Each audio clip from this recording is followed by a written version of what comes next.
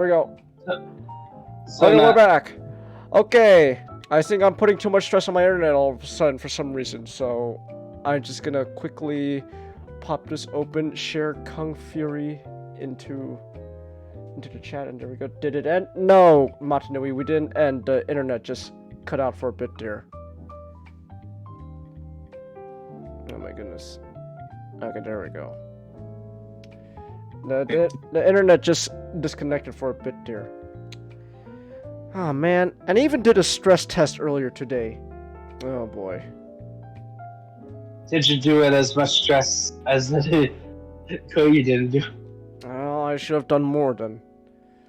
Alright then, that's my fault. Wait, what do you mean it didn't? Wait, no, we're still alive. Chelsea! What do you mean, yes I think so? Chelsea, we're still alive! Hold on. Ah, damn it. I gotta like tell everyone. Like, give me a second then.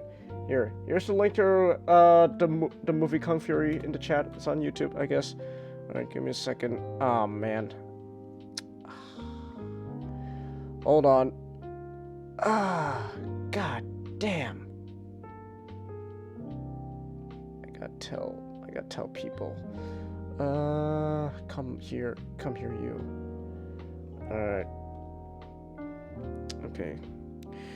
Stream is back after disconnecting for a bit. We're still going. Alright, there we go. And then I gotta tell people. Alright then. Mata says every once in a while yours dies like in 4 hours. Oh, that's no good. That's no good. Alright. Okay, I gotta tell people. Well, we'll get to more Gundam in a second. I just gotta tell people real quick. Alright. Yeah. Alright.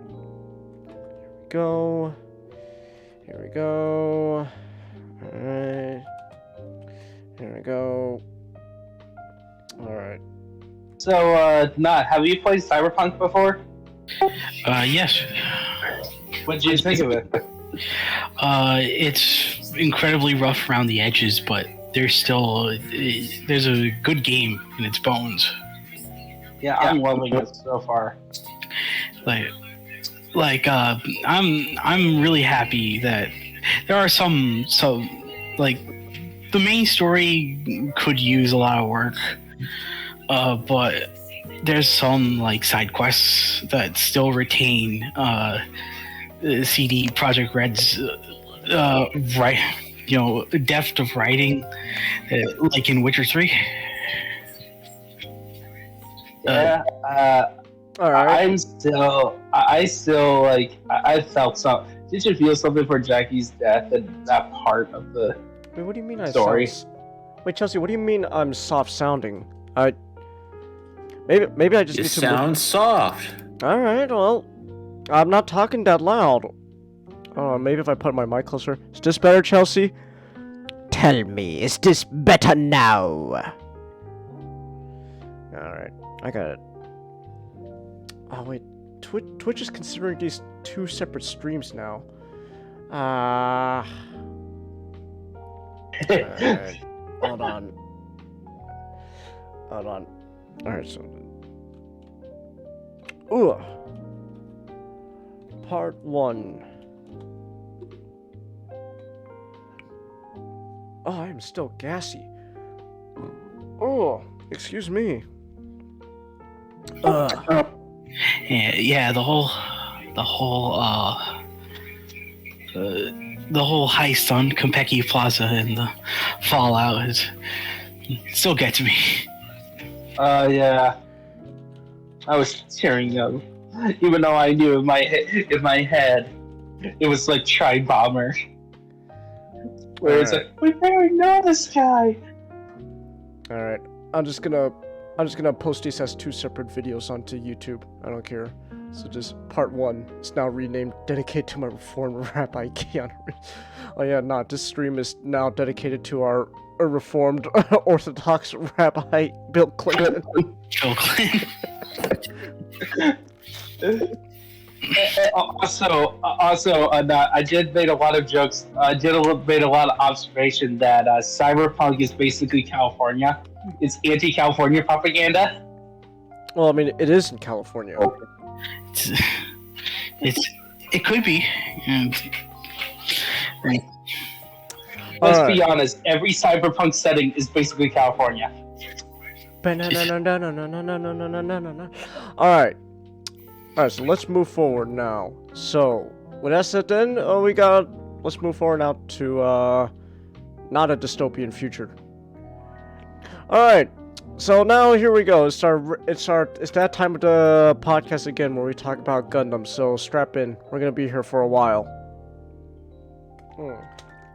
All right, Especially when you said, "Oh, hey, Magic can make this short and to the point." Well, I thought you could.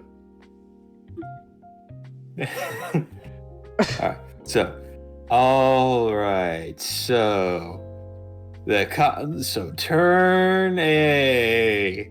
I'm talking really slow to draw this out as long as possible. So I'll be right back. All right. So turn A Gundam. All right. So this is really one of the weirdest in the franchise. It's alongside G Gundam. Mm-hmm. It feels like if a Ghibli Studios made a Gundam series. Oh, okay. Make a little bit of Western, throw in a little bit of War of the Worlds imagery, add in Sid Meier, and then you get this. All right. So there's only about the first half of the series because I've only seen the first half, the first 25 episodes. Okay. Once I finish the last 25 episodes, I'll do that one too. Alright. But turn A. Alright, so there is this thing called Dark History, the Apocalypse. And then the humanity that's split into two. The ones that left for the moon and became the moon race, and the ones that stayed on Earth and started building itself up into the nation, the people we know now. All right. The current one is right now the nations of Earth had developed into like a bit of a Ghibli-esque version of the late 19th, early 20th century. And the moon race has decided, okay, about time to go home, so we're going to send scouts ahead of us. And one of those scouts includes a kid named Lauren. First, Lauren is currently the Lauren Chihak, currently best girl right now. Sometimes it takes a man to be best girl. Yeah, fuck off, Suletta. Clear out the stage for the best girls in Gundam. Camille, Judo, and Lauren. If I had a nickel for every time a Gundam character cross-dressed in one of the Gundams I've seen, I'd have 2 nickels, which isn't a lot, but it's weird to happen twice. And I know it happened one more time, so I'll have 3 nickels eventually.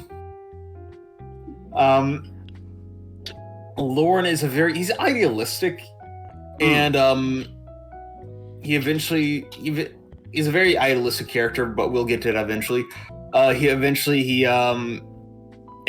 gets his life saved by the daughters of a rich mining family called the Heims, who own a mine. All right. Wait. Heinz. Their name is literally Heinz. Heim. What's wrong with the name, Nijano? Is there an Anna among them? I'm gonna double check. I would fucking love it if that was the case.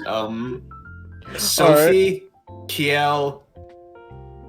No, it's just Sophie and Kiel. There's Sochi. Okay. There's the two daughters, Sochi and Kiel. Mm-hmm. Who Lauren tends to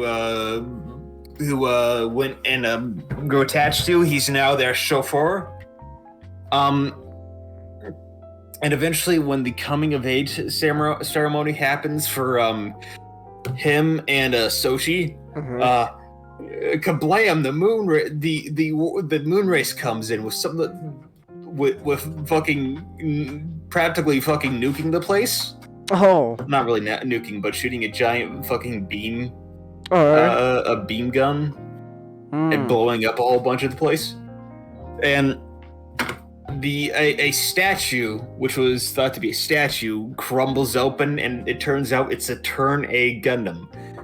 Or until literally the 23rd episode. Mm-hmm. They just found out it's called the Turn A in the 23rd episode.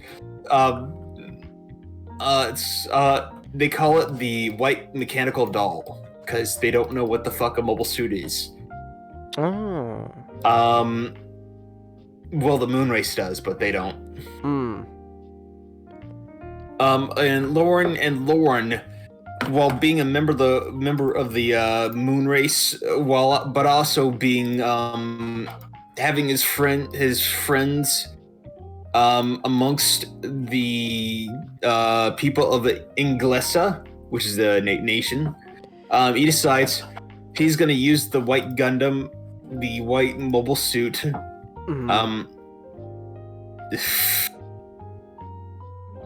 Lauren, the one kid, along with Tommy Oliver, he can also use the phrase "black power" and "white power."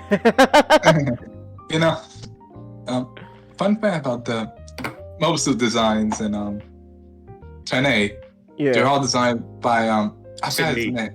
Sydney, yeah. Sydney. Yeah. Who, amongst that did let's see here, Tron. Blade Runner, Alien. He was in a lot of stuff. He did a lot of stuff. Like a lot of stuff you've seen, he probably worked on it. Yeah, but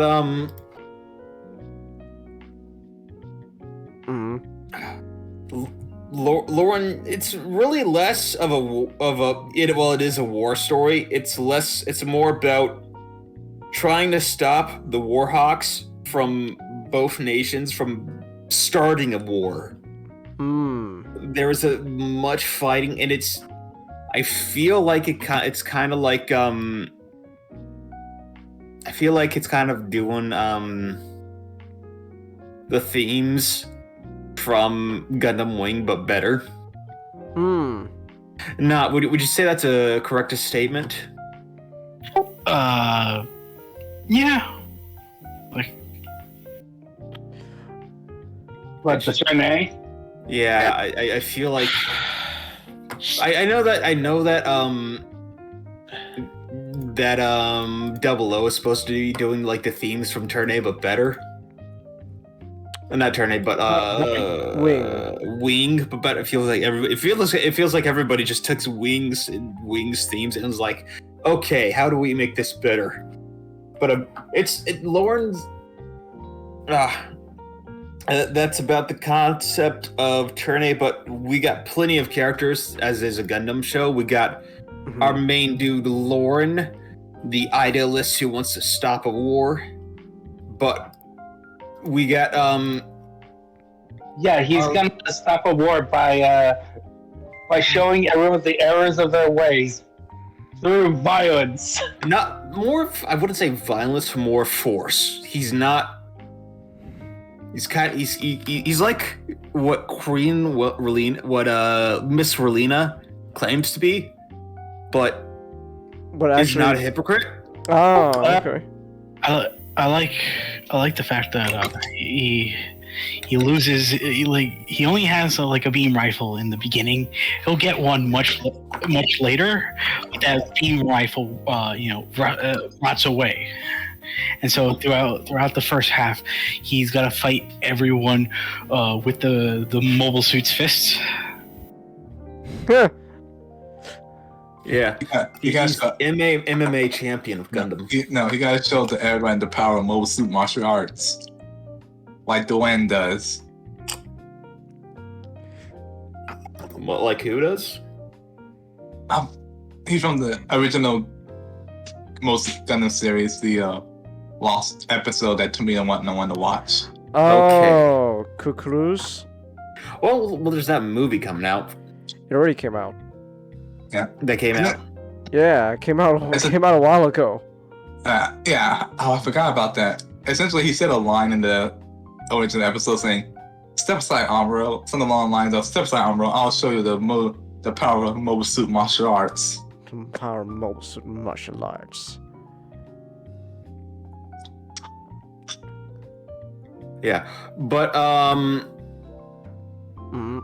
we got on the list of just if we divide this up into let's go with the Earthers first. We got the Heims, Sochi, and Kiel. Sochi, we got Kiel's sort of a. I like her, but we don't really get much of her. She's kind of more of a mouthpiece for the series, technically. Okay. And then Sochi, who's sort of she's kind of like her father got killed during the attack, and so she's just fucking pissed. She's a bit of a racist towards the spacemen. Oh, okay. And more of a tomboy than Kiel, and she's kind of a bitch, but you kind of she's kind of a bitch, but you kind of understand where she's coming from. Oh, okay. And it's like, you're kind of a brat, but you get a pass. You also got guys like Gwen Reinford, who currently is the leader of Inglesa, but he doesn't have control over the militia. All right. So it's him having to, for like 10 episodes, like, stop trying to attack the moon race. We're trying to get negotiations. I want shit from them, and you guys are making it harder. He's kind of like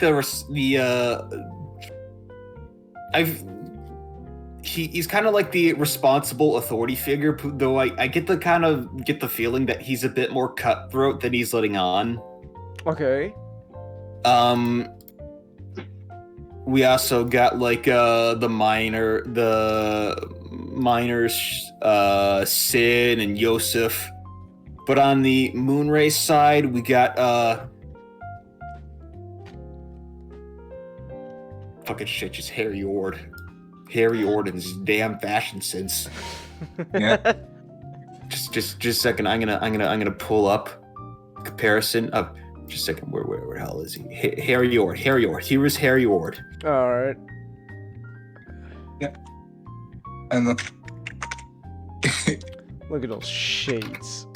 Look at Just a second. This isn't the first. Funny enough, this is the voice actor for Harry Ord. This isn't the first time he voiced a person who wears shades. This Magpie from the wait. This one is better.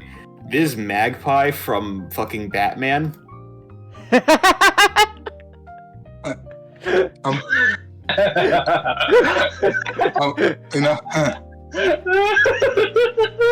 yeah. It's like the chick version of Harry Ord.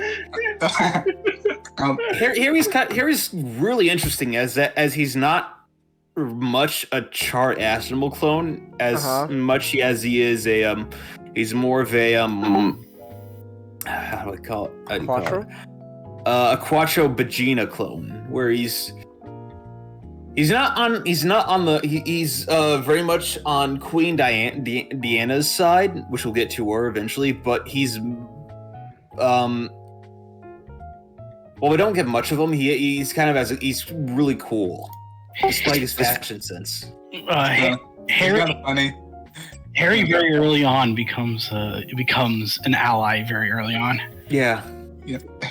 It's kind of funny that Harry Orr voice actor Tetsuda Ida Inella and voice another gold mask character Okay. from Super Robot Wars the mysterious gourmet Ratsu-ish Mike I can't pronounce it, it's German, but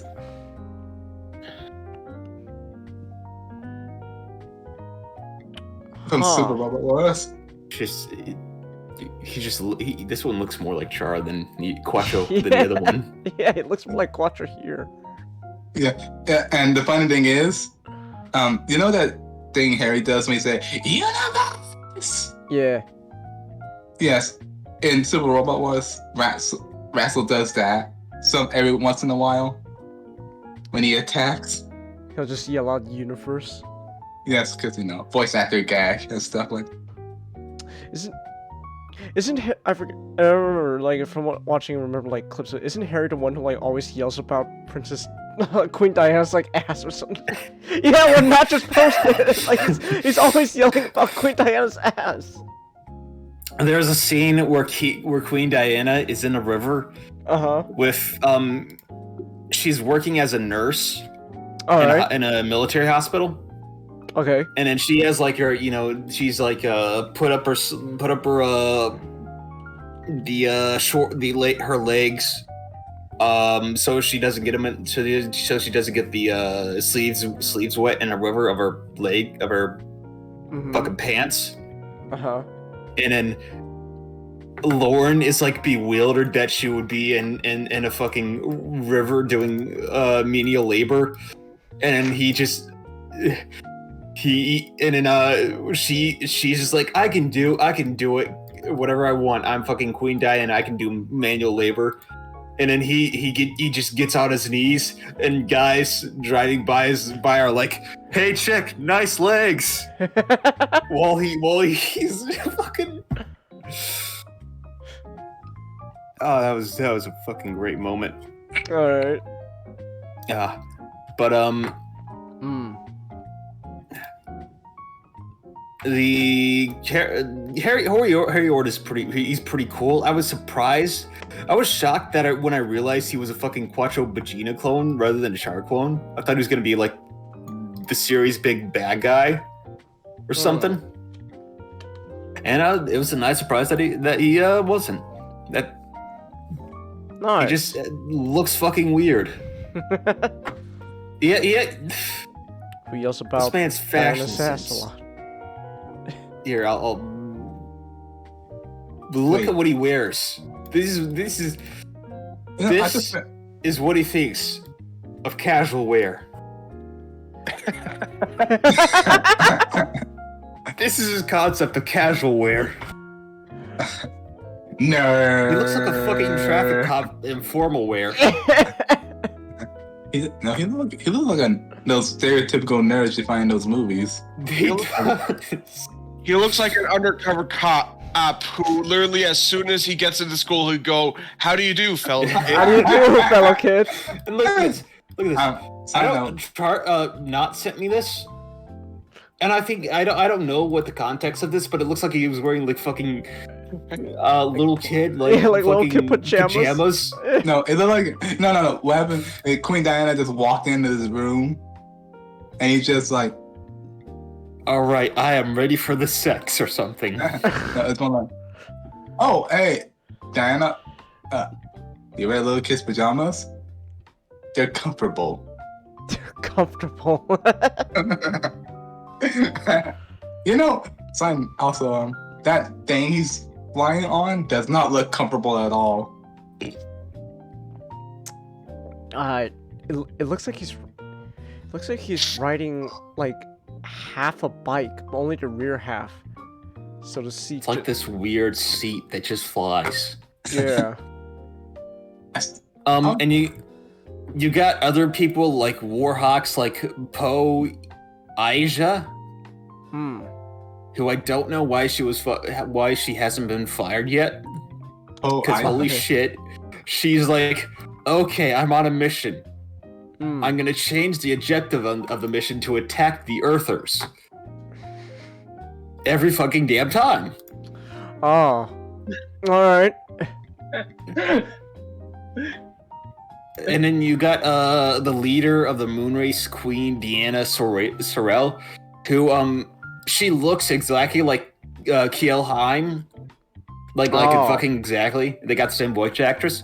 So Are they like once they meet up, they switch Lost places, and now she's pretending to be Kale Heim, and she's going through this cool arc of learning the horrors of war and how the Earthers, commoners, and royalty act.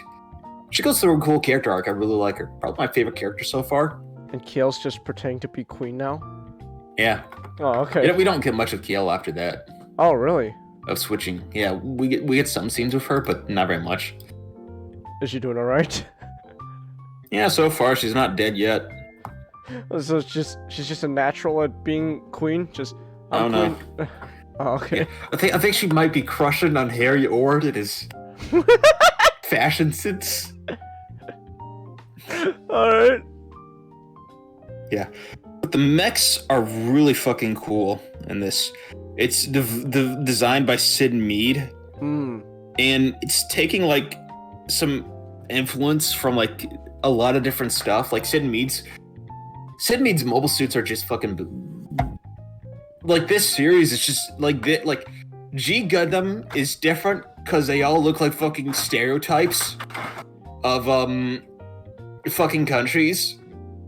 This is weird because it's just like Sid Mead just went like, okay, I want a war. How do I mix War of the Worlds and Gundam? And I want my Gundam to have a big fuck off mustache. And it works. It really works. So just some cool ass shit. Anybody have any questions? I remember remind me. Was it Kotoki who did like a redesign for the Turn A? Well, I don't think he did a drastic one, but I'm pretty sure he did work on it. Like he. 'Cause I remember like it was either Kotoki or I think like Okawara, one of the previous Gundam artists. They redesigned Turn A to, I guess, look more quote unquote Gundam-ish. Ooh, that looks cool too. Look at this. Yeah, it's Okawara. I'm looking it up right now. Yeah, that looks like Okawara. Oh no, this is Okawara. No, I got it. Yeah, Okawara redesigned Turn A, so now its face looks more like a reminiscent of an actual, like your RX-78. Yeah. I really like the Turn A how it is. It's so unique compared to other Gundam series. It kind of really grows on you as it goes on too. Yeah, I kind of like I like the original. No, but like I think I like Kotoki's version. Oh, he did compared to Okawara. He did do a version? Alright. It's up. I posted it. Oh, that was Kotoki's. Huh. All of these could be either variants or prototypes of the original Turn A. Kotoki's looks really boxy. Makes sense. You got any other thoughts? Not since you've seen the whole thing. Like really, I don't have much to say other than just like, terrific show. Like, it's really became my favorite after watching through all of them. Just I need to head to bed. Have a Alright. good night, guys. Have a good night. night, Najano. oh, good night, Ninjata. I think I love a lot of like the tech in Turn A because it feels very like it feels like what do you call it, Ghibli. Ghibli, and that like Tomino told Sid like, oh, can you make something that looks very 19th century and very like Western focus. And it's like I love how the Turn A kind of just looks like an ivory hunter. Huh. He's got the dome head, the dome head. He's got the long mustache. It's really like it's really great looking. It's really adorable. I love it. Oh, actually, I can ask you this. This is Tomino when he's happy, right, Matchstick? Yeah, so far. So far. It's on the side. It's really on the happy Tomino side. All right. He's not depressed like in Zeta. Don't fuck no. This is not Zeta Tomino at all. You know. Oh yeah.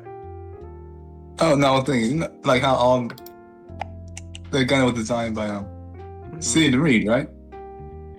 Yeah, Sid Mead. So if he was can you imagine? I just think about like since even though doing alien stuff, I was thinking, what would a Gundam series made by H.R. Geiger would be like? There will be a lot more Gundam- penises.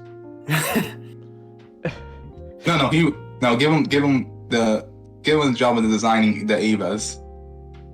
Like I said, there would be a lot more penises. A comment like H.R. Geiger's work is like the big staple of it. Like the comments that you could you could identify his work by is just that's a penis. That's just straight up a penis.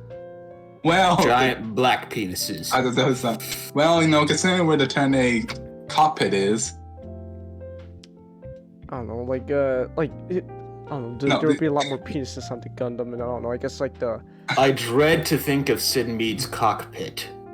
No, For the literally, Turn like the Turn A, where the pilot, where the cockpit is literally in the name. Yeah. Was there ever a reason why that was the case? Oh, like it's kind of funny that it's also a core fighter, and those the front skirt become the wings.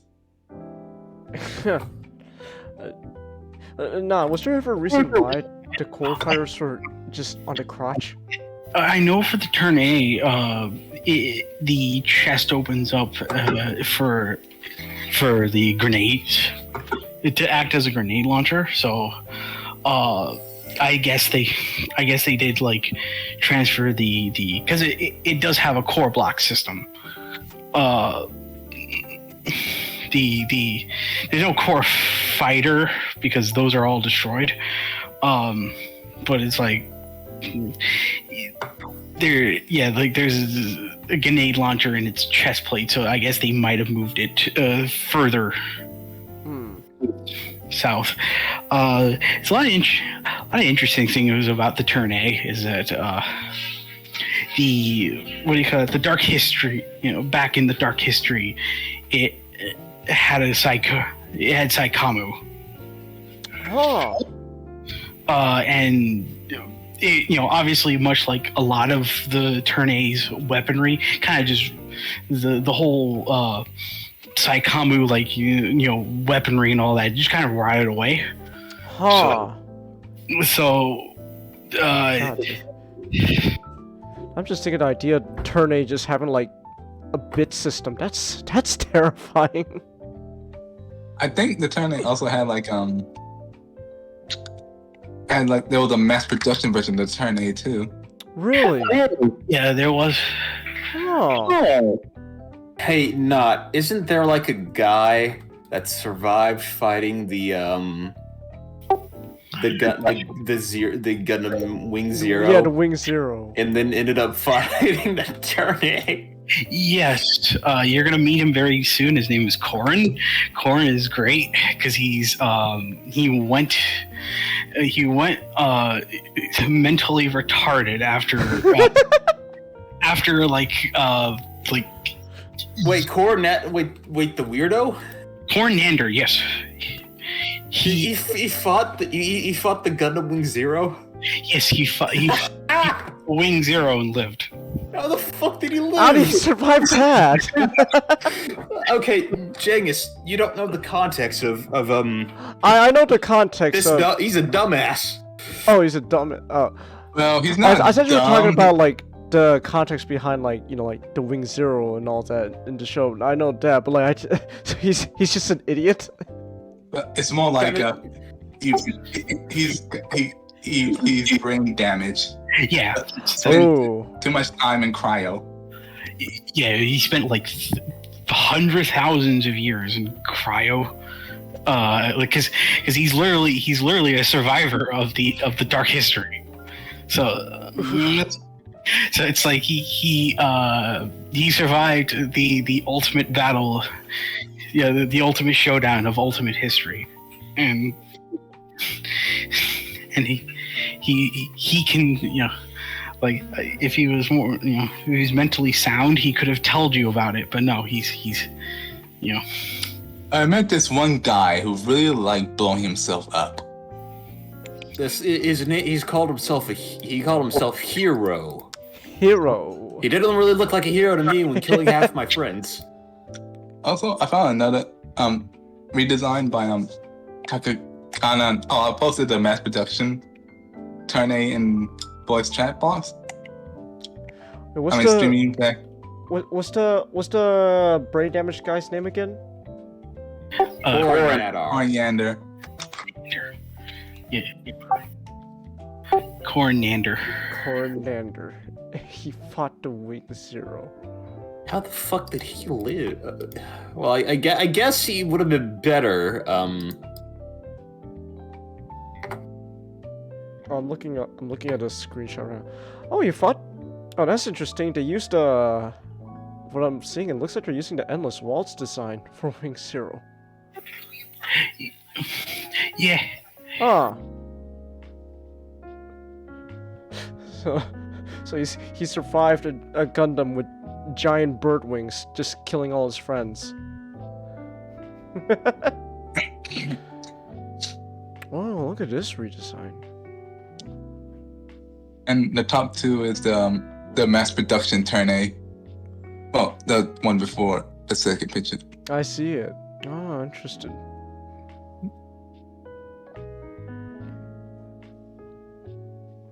I like how all like it seems like a common trend with like mass production mobile suits is just instead of like eyes and a face, it's just a visor, like the good old Jim. Just slap on a visor. There we go. It's a mass produced. It's a mass produced version. Funny. It just make it look like a space helmet. Yeah. Like, sir, we created this new mobile suit. So how do we mass produce it? Alright, you see those eyes? Replace it with a visor. Call it a day. Mass produced. So I always wonder, I would like a model kit at the mass production Turn A. But I wonder what their capabilities were, since they're in mass production of the Turn A. Alright. Is there anything else you want to say about Turn A, Mashstick? Good. It's good? Alright then. Yeah. Oh, hey, Ray. Alright. Okay. So, oh man, I still wish Ninjago. Part of me really did wish we did Ninjago's topic so we could transition to the next one, but oh well. Anyways, but before any of that, I have to use the bathroom. I'll try to make it quick this time. I'll be back, and when I come back, we could talk about computers stealing our jobs as artists. So until then, stay there. I'm gonna use the bathroom.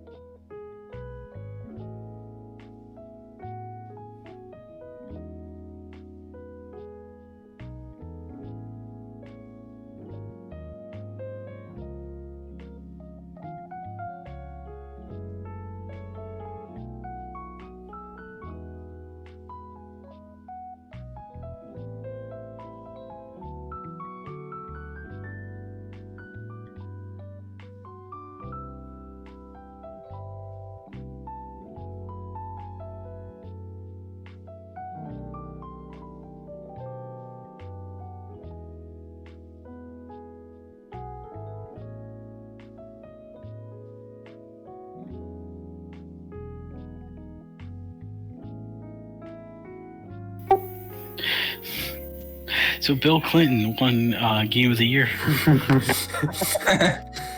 Reformed Rabbi Bill Clinton. Oh yeah, that's right. Reformed Orthodox Rabbi Bill Clinton. So that means he's practicing unorthodox. I guess. I see.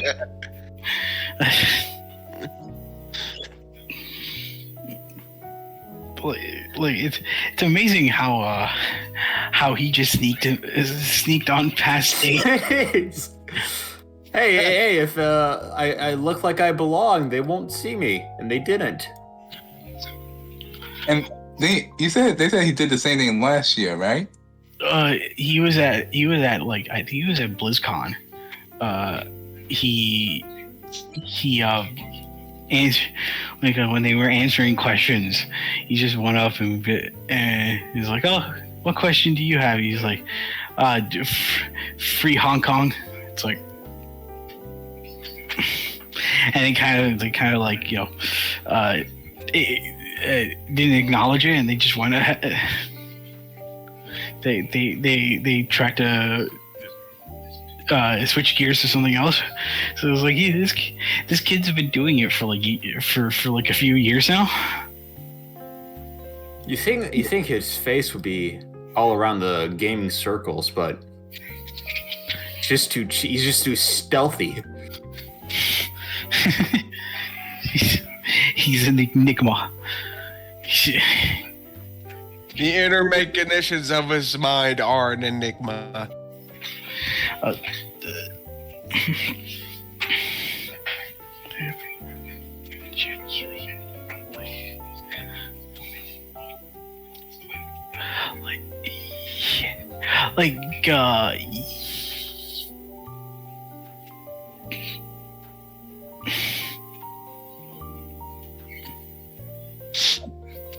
I think the craziest thing is just like the fact that at my work we were showing the Game Awards in IMAX.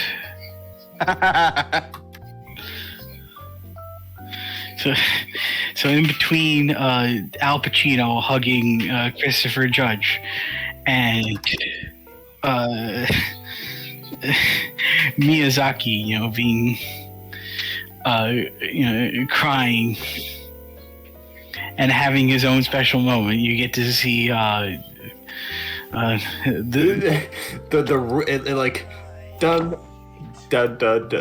being a fucking shit. I can't remember the fucking Among Us. Among Us. Among Us. No matter how he is, no matter how far I run, Among Us always catch up to me. Was this about Among Us? We were talking about the kid at the Award. Oh man. Well, my favorite part about being Jewish is my Rabbi Bill Clinton. We need. I can't wait for the internet historian video about this. Oh, I can't wait for a historian to talk about it too. Like, just the part that always gets me about it is that, like, no one stopped him. No one noticed him come on stage. When the devs are giving their speech, you can see him just right behind them.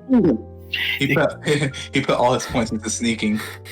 He should have shaved his head and tattooed a barcode on the back of it.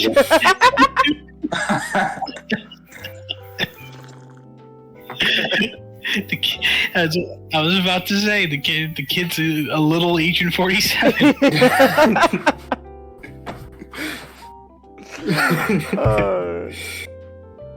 All right. All right. So, give me one more second. I'm just drinking some tea. Oh yeah, I got some tea. I was gonna make it a quick trip, but then I got some tea. Is this turning into a tea channel? Oh. Oh my gosh. Oh, sorry. Ah, it just went down the wrong pipe just now. Oh my gosh. That's that Chinese herbal medicine. It goes down like a brick. It goes down like a brick. Oh, I'm fine. It just went down the wrong pipe. Alright. So, with that said then, we can now move on to, oh no, go Before ahead. the next topic, I made something. Give me 1 second.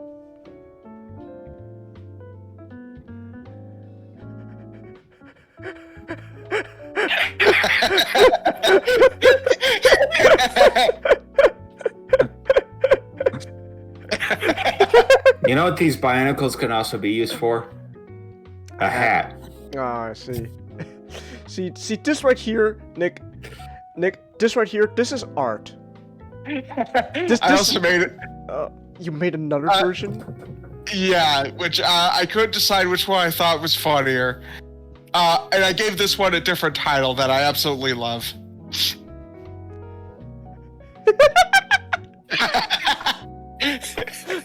The comments were midlife crisis.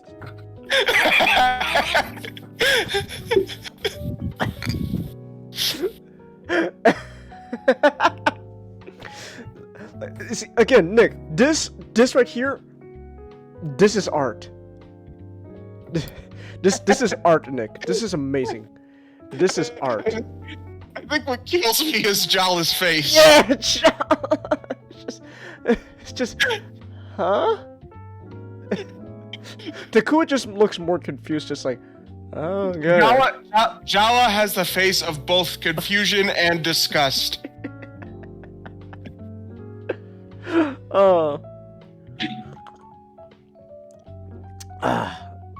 This is art here. Takua is just taking a peek. But yeah, this is art. You are an artiste, Nick.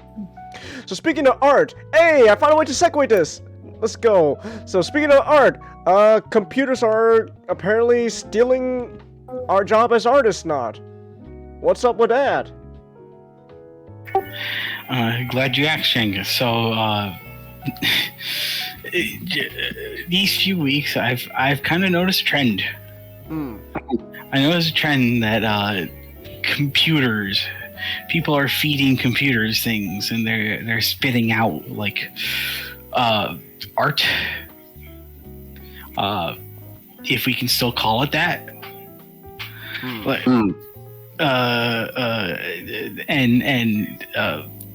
they get posted on the internet, and I do have, like there are some interesting pieces out there, but I do have issues, grievances even. All right. So there's a great website that I found called RoboMojo. That's basically RoboMojo. Mojo Jojo. RoboMojo.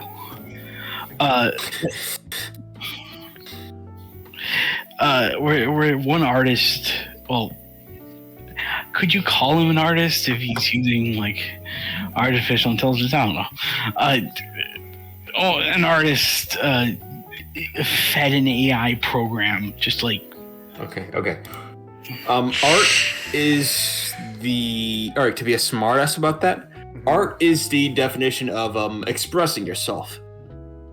So while you are expressing itself, so it counts as art, I don't think it that count as good art since you're not putting much effort into it. You're doing a computer to do all the work for it. Sorry, excuse me, a little tangent. Oh my god, I'm on the website.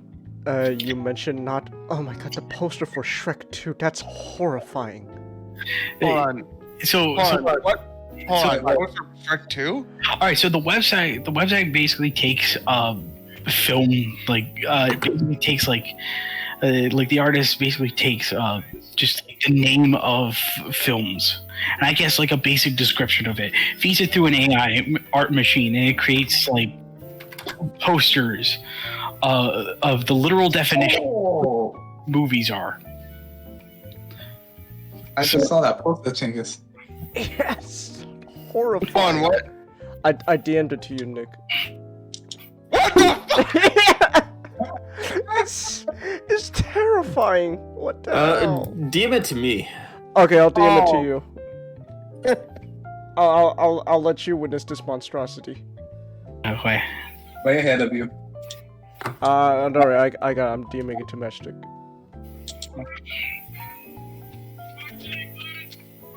No.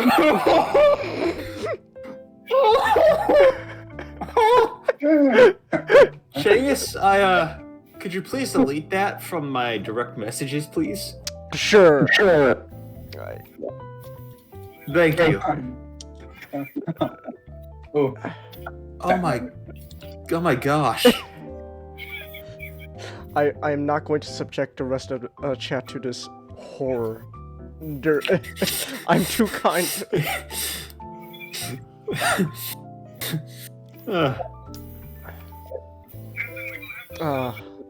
I'm sorry, not. No, fine. This is more of a lax topic. It's just the Batman Returns one.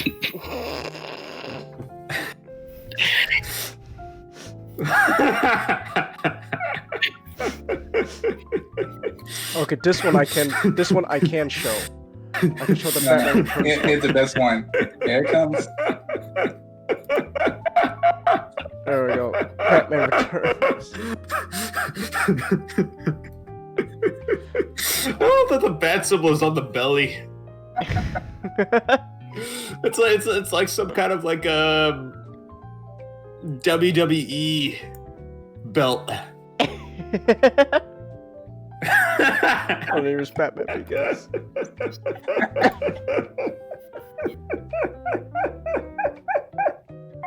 That's great. You know, I'm kind of right now. I'm thinking of something you earlier said in the Discord channel. Oh, now where you said like, is AI just the new shit posting?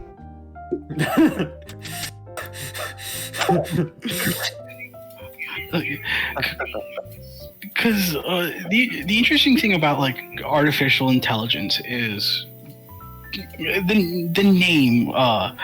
It's what do you call it? It's not only is artificial because it is a robot, but it's also the intelligence it has is also artificial because it's also limited towards what you can teach it. So a lot of there's posters on these websites, and they're also like horror. There's some horror posters.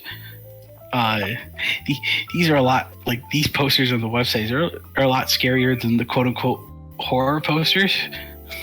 I guess it's because it's not trying to be. It's a robot's interpretation of what a movie is.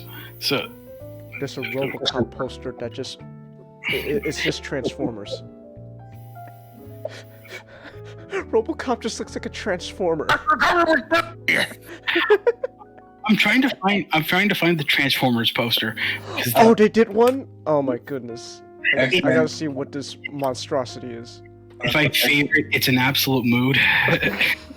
Look, X-Men Origins Wolverine. X-Men Origins Wolverine. I love. Oh my god, I just now see the fucking Predator one. Oh my god.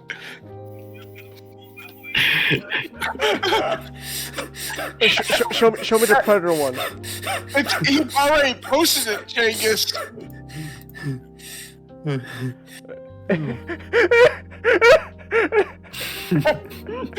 Was that fucking Ron Jeremy? Who's that fucking Ron Jeremy?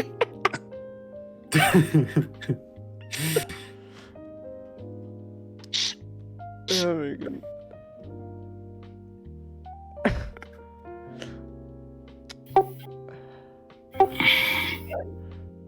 No.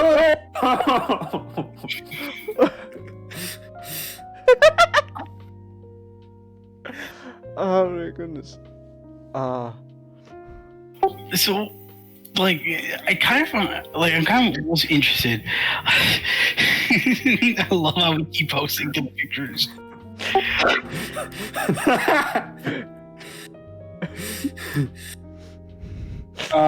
Not. I gotta thank you. We found a gold mine. Oh shit. Oh,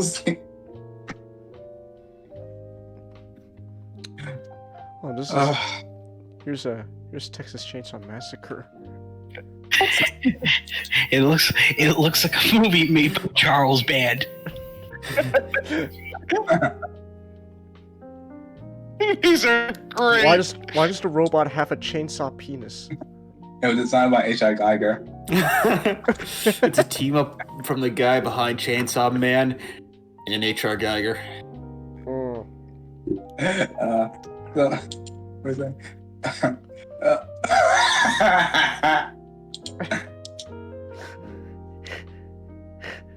Oh, no. Dude. It's like.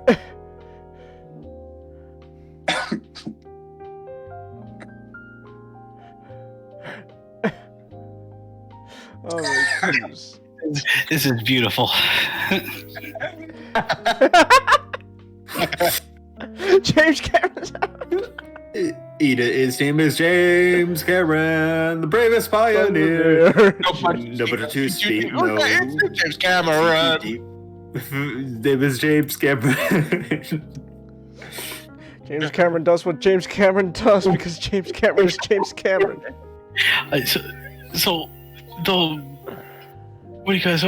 a lot of as funny as these all are, they kind of represent a very common thread with each other. Is that artificial intelligence? The Latin one still fucks me.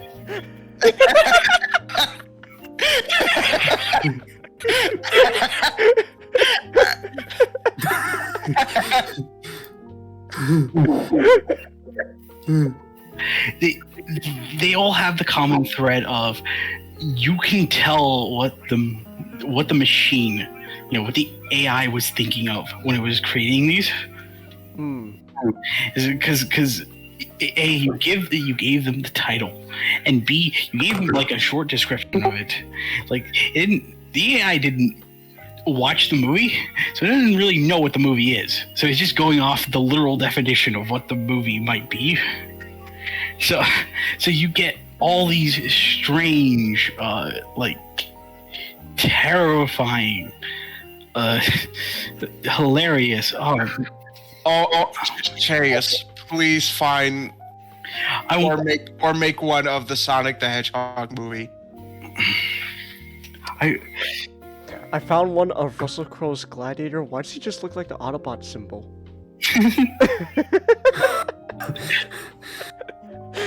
He just looks like the Autobot symbol. Oh, I found it! Oh, you did? Oh no. Oh my god.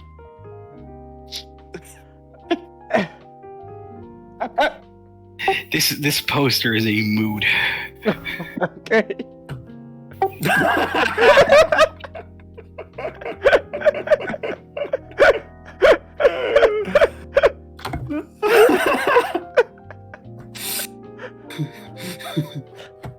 Nick, it's just Express Optimus. He looks so depressed. I gotta step away from it. Every time I look at it, I'm gonna fucking laugh.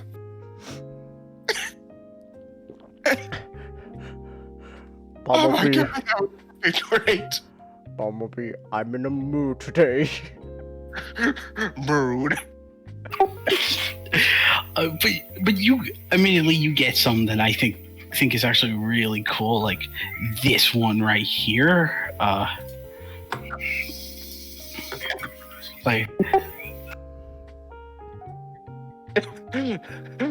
it's just fucking like this one right here. This is wonderful. This is I love that. That Star Wars one was really cool. But I really like that. I really like the Fear and Loathing in Jurassic Park. I love that Jurassic Park. The Jurassic Park one. Yeah. There's fucking glasses. I found Independence Day. Fear and Loathing in Isla Nublar.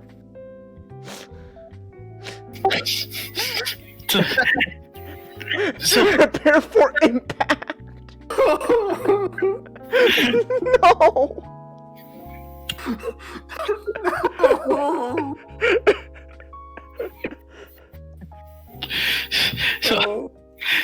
So like the AI, has to, is forced to try to create an image based on, just the limited knowledge it has.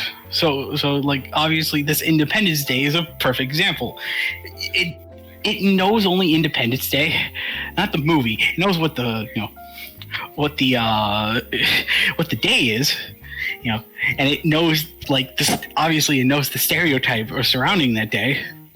So, and I think what I love the most about AI, like AI learning, is it cannot create whole cloth humans yet. So all the faces look like a terrible, mangled, nightmarish car wreck.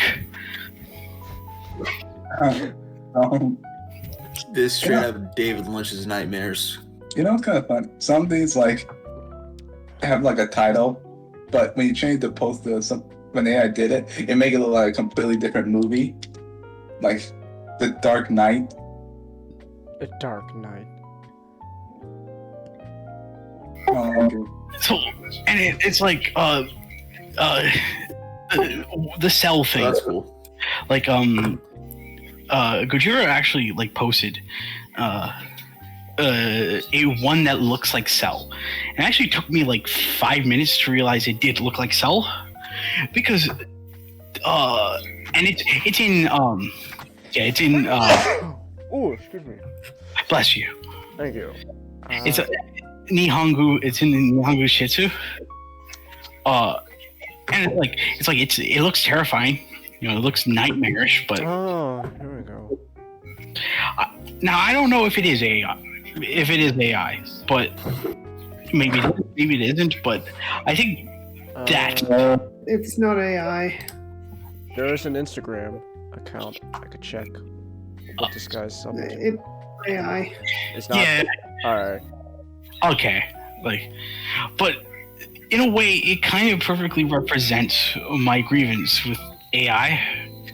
It's just it can create something that looks, very, very, very shallow level what it's supposed to be, but it doesn't have a lot of the, it skims out a lot of the details of what you give it.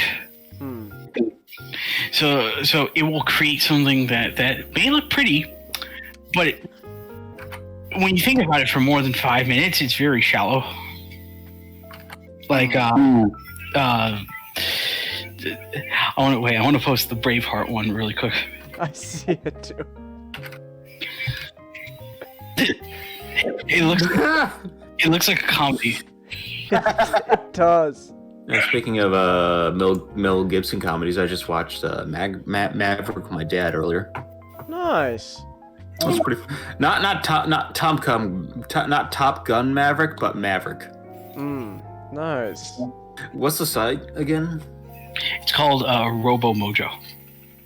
Robo Mojo. Oh, I found Crocodile Dundee and Teenage Mutant Ninja Turtles. And so it's kind of impressive with how much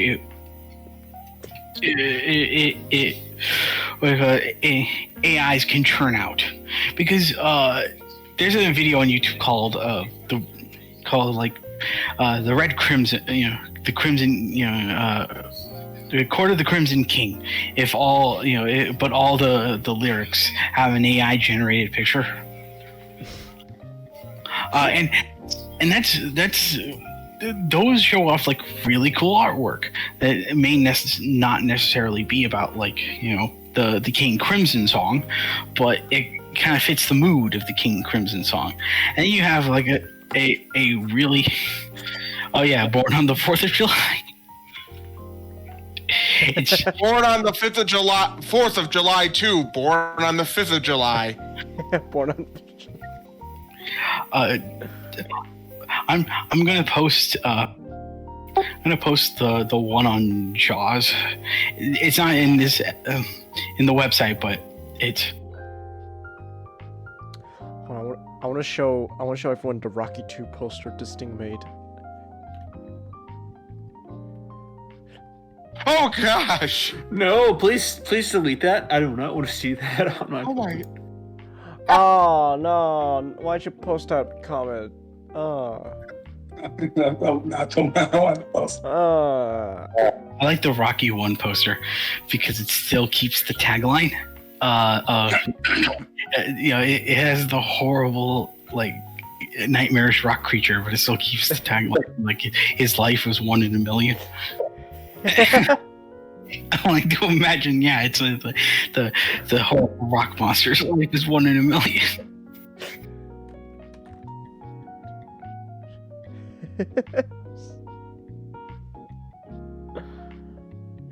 Da da da da da. Imagine this guy just walking up to you in a subway.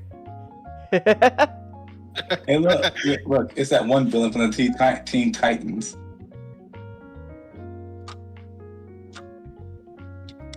No, you know how I feel about those creatures. Comment. Oh, I'm sorry, I forgot about that. I know all that.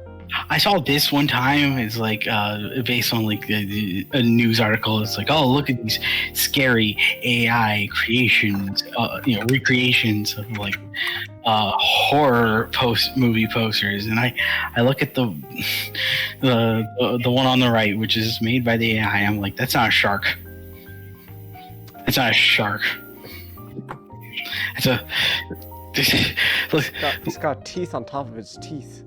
Yes, it's got teeth on top of the teeth. It's got teeth on the very side of the opening of its mouth. It reminds me of a little kid's drawing. How a child would draw a shark. I imagine that's just because I imagine AI nowadays, the one that's can be used for like consumer. Like consumer grade, they probably have like the knowledge of children, like in the way of, well, you know, like they can handle very basic tasks, and they can probably handle it very good. I love these That looks like, oh, that looks like Kurt Russell, alright. It's about family. It's about family. I like how the AI made his sideburn just like a straight line that goes like down to his chin.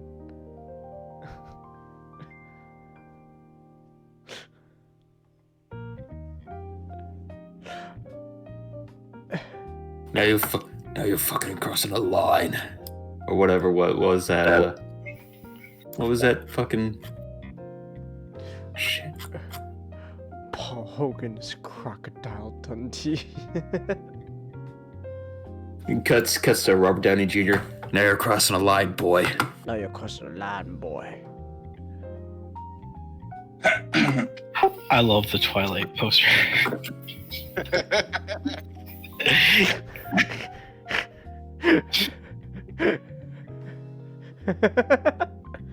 Because the AI directly knows that it's a movie about vampires, and its knowledge on vampire probably ends at like the 1930 Dracula. You know, it's kind of Dracula. Anthony made the movie look more interesting. Oh man, the AI really can't do faces well though. It can't. Like, and that's what I love about it. Is like it is like Changus. Like AIs are not replacing us, because at this point it cannot create. You know, it's like it can't create like a human, the shape of a human being to save its life. You can't even do hands. Well, to be fair, like it's hard for most humans to do hands. So it's like that's something that if an AI can do better than a human, like probably be tempted to shut them down. Once AI learns how to properly draw hands, that's when we go, game over, man, game over. Game over. Like, so, and like. Hey, Charlie's in the chat, Nick. Hey. I look at these posters and I'm reminded of like the alternate posters like for movies, but these just look like shitposts.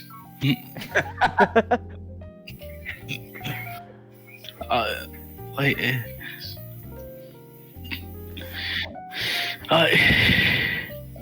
like they like an AI, like I think it all is just dependent on how much smart the like how smart the AI is, and just how much direction you tend to give it.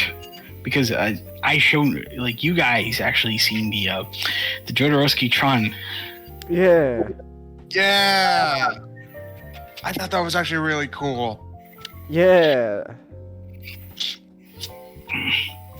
Where like it takes a lot of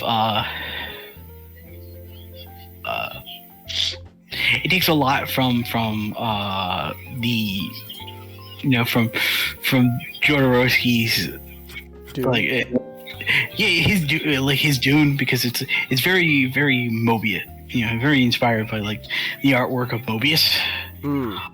And that was the only time he worked with Mobius outside of comics.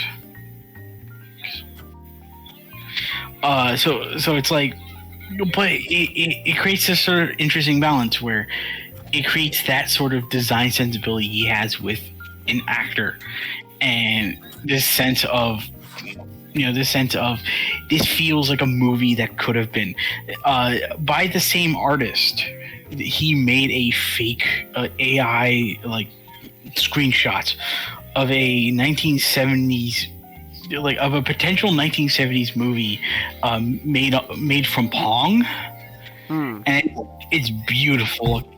I wish I can I wish I can show you because it's like it feels like it sounds so dumb because it's based on Pong, but the way the AI manages to capture the specific aesthetic of a 1970s like science fiction film, it makes it look like Atari just made a movie about Pong.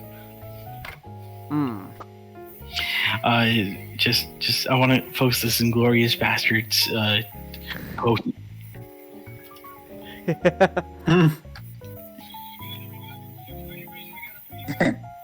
Because it's kind of clever. No way.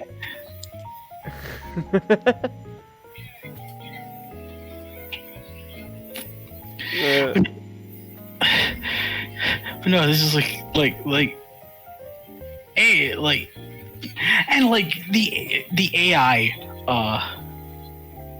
a lot of the AIs that when Chelsea was putting it through, I'm sort of fascinated by them in like sort of a gross in a disturbing way because I'm repulsed. Yeah, attracted. Attracted. Also, I have one. I have the last of these. Oh, okay. Let me see.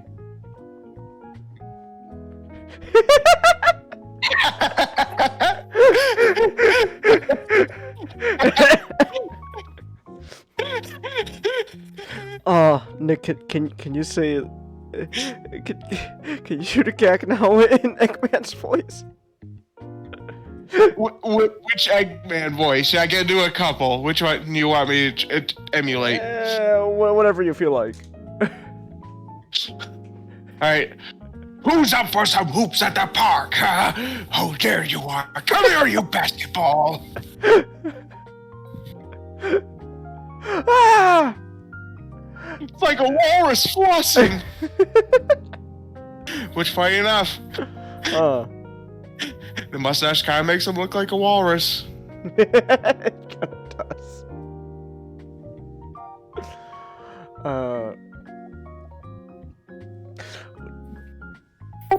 There's the AI like this sort of like anime AI thing that the Chelsea used. So fucking Free Willy, yeah.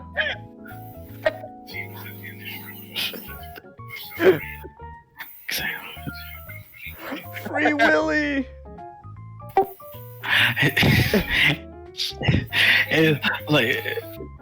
Like where like the way it sort of sees how everything's in a frame and sort of using like its very limited knowledge, is sort of the way how it interprets like I sort of mentioned it's like with like where your head's on tree, your head's on tree over Trini's face. Not gonna lie, guys. This feels like this could actually be one of the original posters. I like that one. Ooh, that's a cool. Okay, that's actually not that Oh, bad. really fucking cool. Yeah, that's actually not that bad. Like I feel like AI, when it's used really well, like it can make something that like I probably would take a long time to draw, but I feel like it's still so much in its infancy where a bunch of like dumb people, I'm just gonna call them dumb people, why not, like right. they kind of take like the AI art and they kind of fawned over like there's like the horror movie posters where there's one for Friday the 13th where it just looks like a mask with like teeth, and they think it's like this. It looks like the scariest thing ever. I'm like, that looks stupid, and Guys, this looks like the like an actual official poster of the Captain America, but of the one Captain America, the gay Captain Railroad Captain America Marvel was trying to push out some time ago.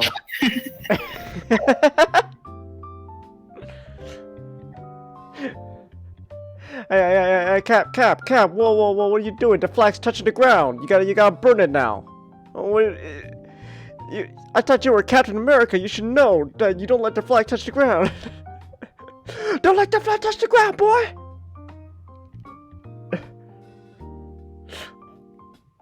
You know what that line reminds me of? What was the movie again? Oh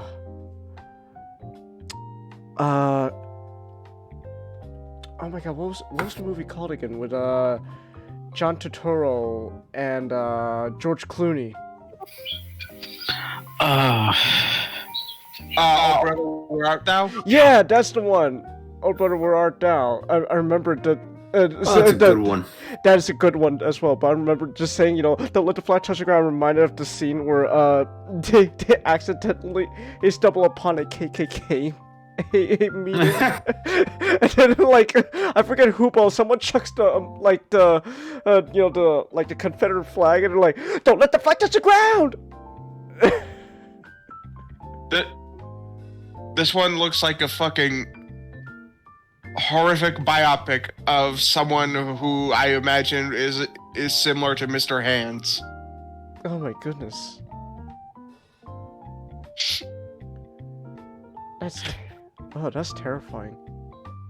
And then we get this one, which, oh my gosh. Oh no. I think my favorite thing about the AI is every time it hears blank/man, it thinks it's a superhero.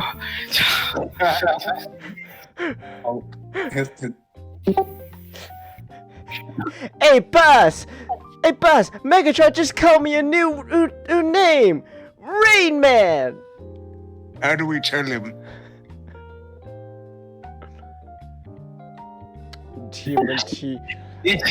This right here, this is weak as crap. This is horrible. Cowboy? Yeah, lazy. Yeah, it's Now this is the Disney remake I would pay money to see, even if Emma Watson is in it. Holy Now shit. This time Gaston is actually the good guy.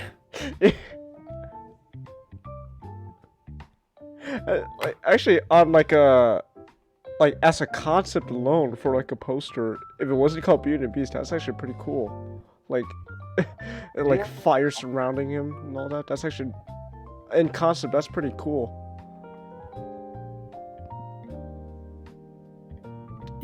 So, this whole topic was just meant to me to just basically say I think AI still in its infancy. We're okay, boys. Don't worry. Yeah, we're okay. But if this is what it's churning out, we're not gonna get replaced anytime soon. It's too much. It's. What do you think about the recent trend where people are feeding other people's artworks into the AI to learn, and people are saying that's quote unquote stealing? Really? It's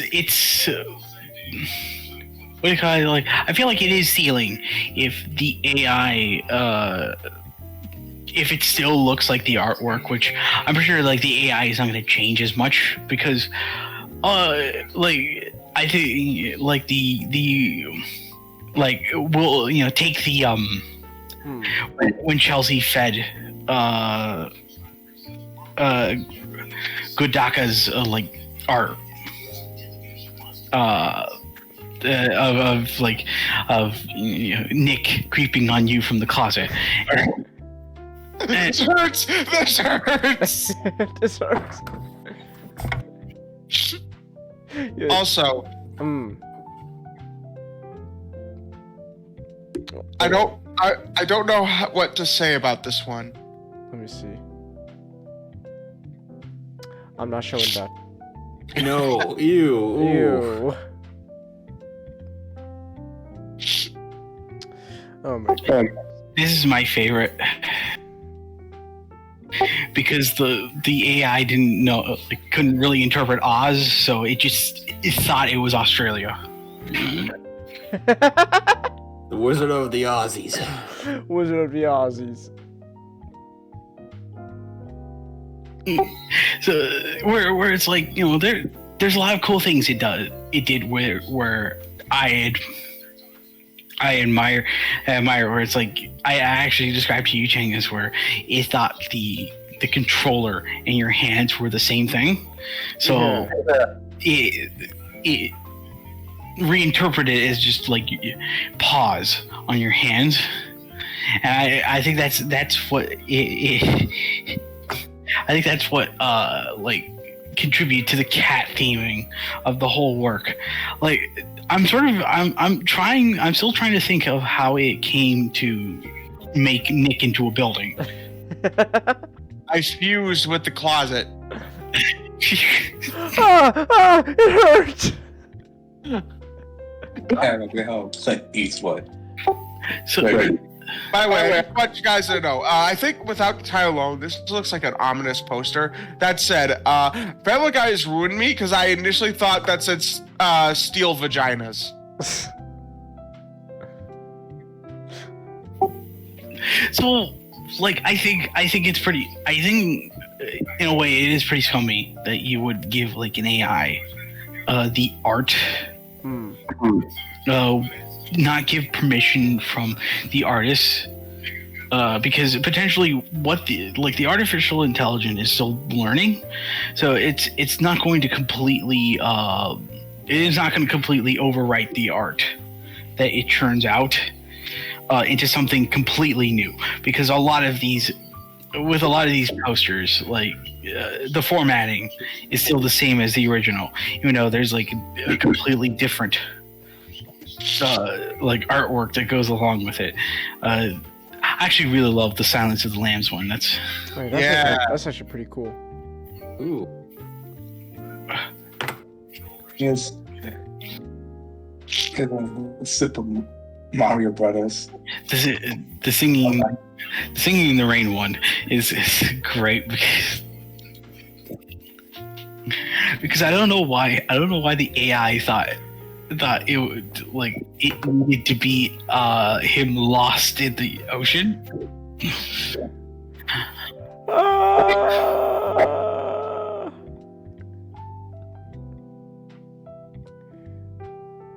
What is going on with Mario and Luigi here?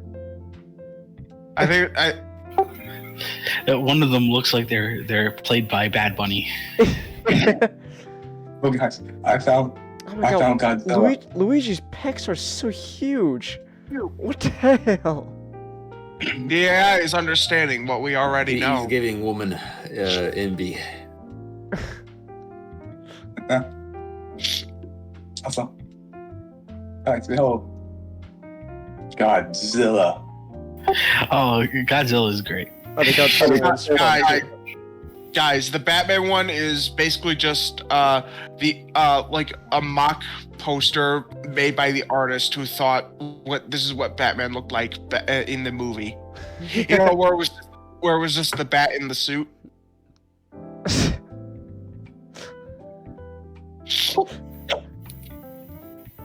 So like I don't like it. I don't like it, Changus. I don't like. I think it is, even though it's, you know, making the AI, having the artificial intelligence learn through the artwork, it's still stealing. Like, because you should credit the artist. Yeah. Like, These feel like these could have been actual movie posters. they could. Okay, the Back to the Future one actually. Hold up. Wait a minute. Yeah, the Back to the Future one. The second one is kind of ruined by the fact that the AI still can't make a face right. I saw it as like it's still like drawn. That's true, but AI a lot of the time just feels like it's on fucking acid. Actually, Samir is Marty Footloose. just giant in the second one. He's like Footloose. towering over. Footloose by Quentin Tarantino.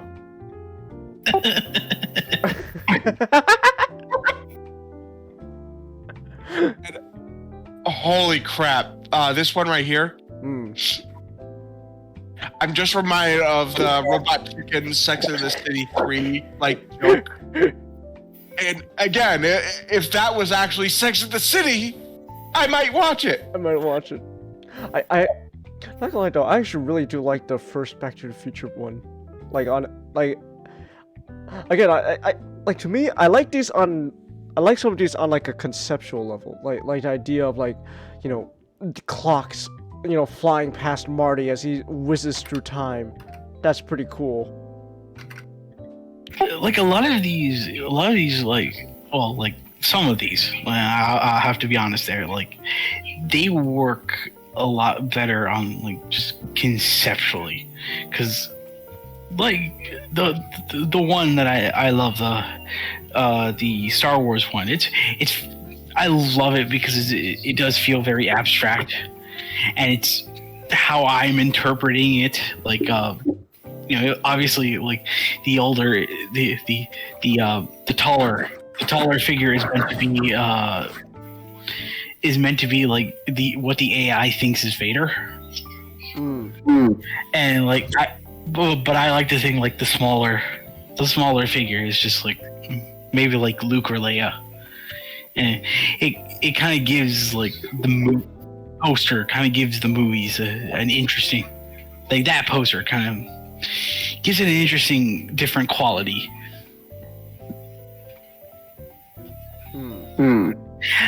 I'm sort of I'm also left thinking of like a lot of these posters just come across as very literal, because the AI has it's very smart and it can just create all these artistries, but let's be honest, it's got the intelligence of a child, because it cannot think past what it's given. It can't think maybe this has something to do with this. No, it's if it sees a dirty Harry, it's just gonna make a dirty man. His name is probably Harry. So it reminds me of the Thing poster. Yeah. Where the Thing poster has nothing to do with the movie, but a human being sat down and thought to themselves, okay, how do I sell this movie? What is going on in that Taxi Driver poster? I was hoping you guys would tell me. Is that like a bear or something in it? Yeah, I was hoping you guys would tell me. I thought that looked like a pig. Was there a deleted scene in Taxi Driver where Robert De Niro thought he was a pig, and that's why he wanted to shoot the president? Why is the bear's head smoking? I don't get what's going on in the Taxi Driver poster.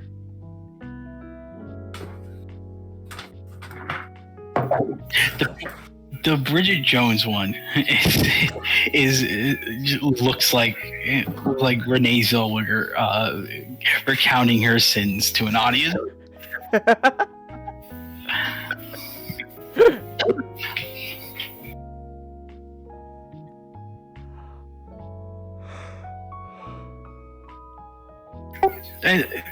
And so it's they're unlike how a regular human being would think of how to create a poster, because one thing I can give these posters is they're very unique. They're much more unique than what we've been getting nowadays.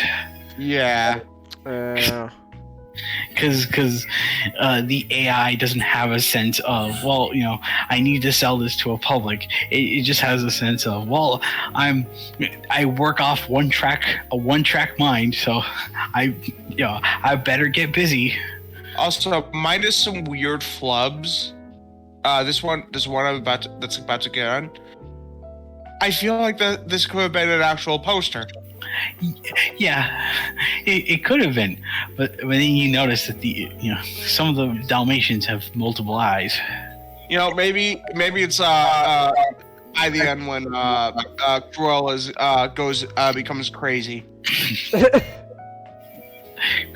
Cruella just starts imagining them all mushed together like some kind of deformed rat queen. No, rat king. Racking.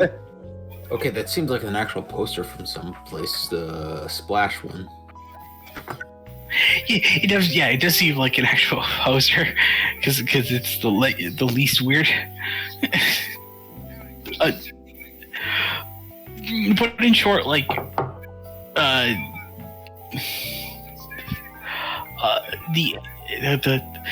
that one's creepy. That is legit. Yeah, legitimately creepy. I took a swing of a drink when I saw that. Ew. Ooh. Like, the Metropolis one just looks like someone makes it look like the AI thought it was a mecha.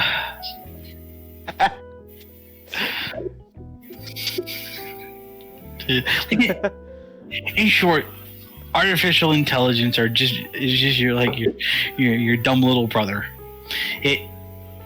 It can't think past what it's given. I love this one right here. It's like they fucking recreated the fucking yes. Yes. It's like if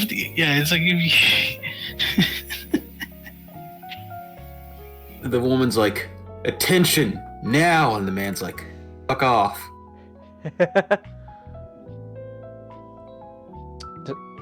Does she have 2 arms? I would hope she does. I mean, It's there, it's just kind of... oh no, okay. Oh, that's weird. So she's got 2 arms, but then her right She's kind arm of has like fading out. No, but her right arm also has like an extra sleeve coming out for some reason. So she's got 3 arms going on. so I just thought that's the leg. You know, that's the shirt, and it ends there, and then you can see the leg. God, the fucking why are there so many human centipede ones? Please do not post anymore. there. Oh my goodness, I swear I was gonna be like, comment, I'm gonna time you out, man. Actually, not go on. This one's kind of funny. okay, that's pretty good. Okay. So in short, like, It was really And weird. this one just looks like it's like part of a comedy.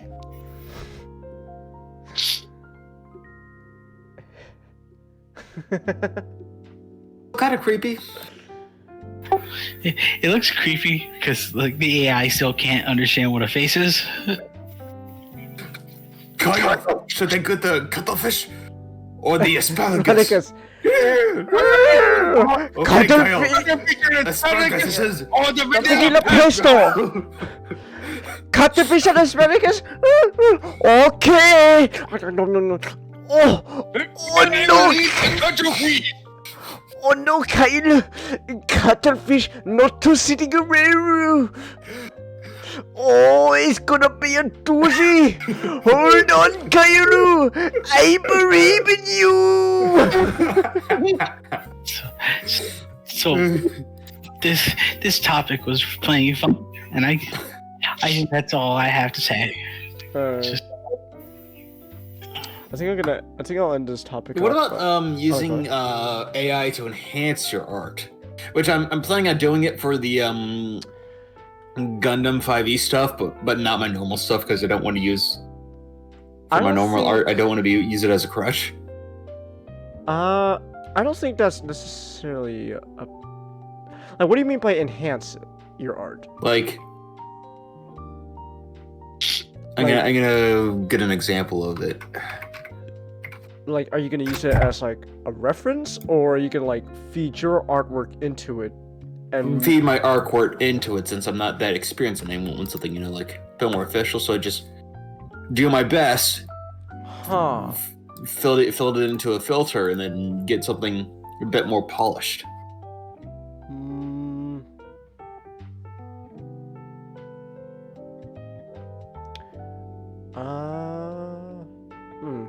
I don't know. I think I feel like that's still, I guess, like technically not your artwork, or I guess like it depends. Like it's like when not said, like it's like how much is the AI gonna change? Like is it still recognizable? I don't know. It still feels like, though, I don't think it would be.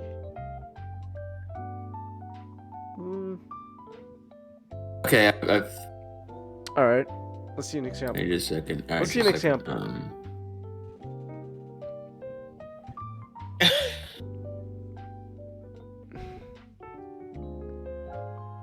Okay, Those let's see strawberries here. are horrifying, Nick.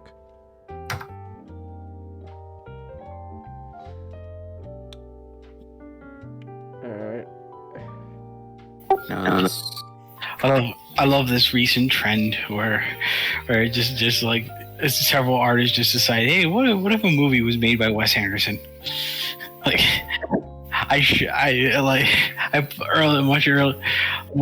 yesterday I posted, it's like, oh, just if Wes, Avengers by Wes Anderson. Oh my god, that's one of the best AIs I've ever seen.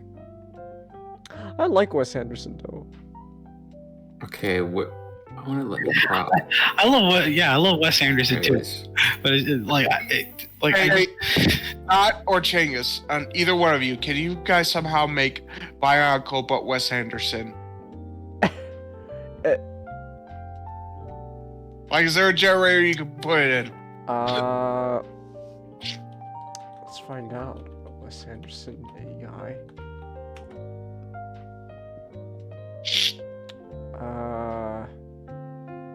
Let's see. Here's an article. AI art generator was just remade Avengers. That's Wes Anderson. Mid-Journey. There you go. Okay, we got a link to it. I don't want an account. Though I don't plan on being as lazy as this. Let me see. Huh.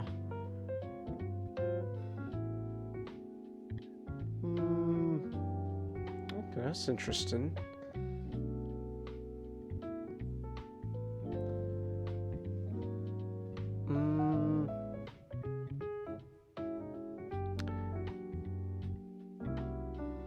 I don't know. I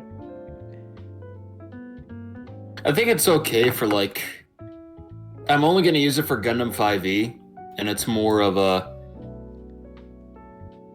I'm not gonna be lazy as that on the first one, but it's mostly for the purposes of the game rather than. I want to look as.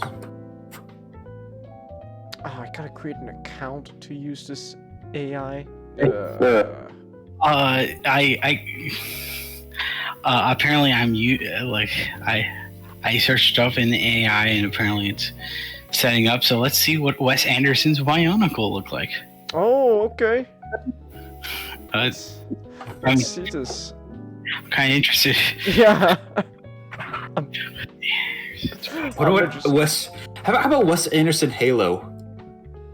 Oh, Is there just a Wes Anderson AI? I don't know. I looked up right now. Wes Anderson Halo. So this is what it spit out. Oh. It's like Sorry. Let's see. This will determine the fate of this AI. Will it be interesting, or will it be a monstrosity? Kind of neat, actually. It's kind of like some claymation shit. Kind of looks like that, actually. Yeah. it kind of looks like yeah, it's like if Wes Anderson made another animated picture, and he decided, you know what? I'm going to use old 70s tin toys. I'm going to make them look like the Bionicles.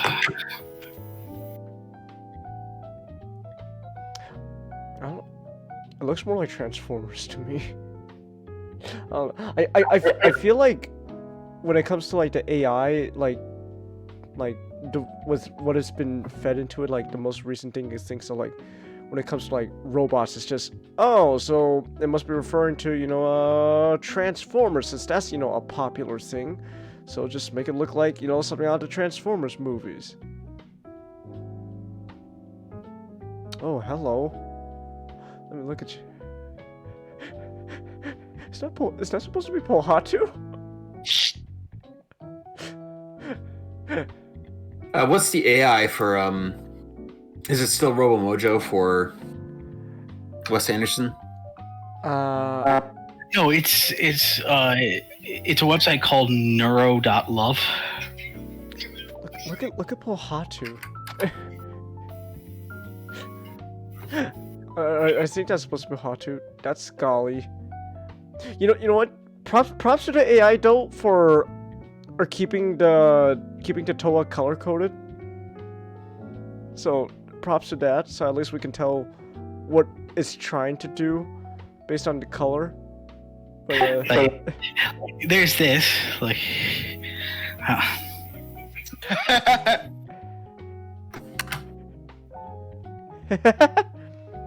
Actually, that motor's not too far off.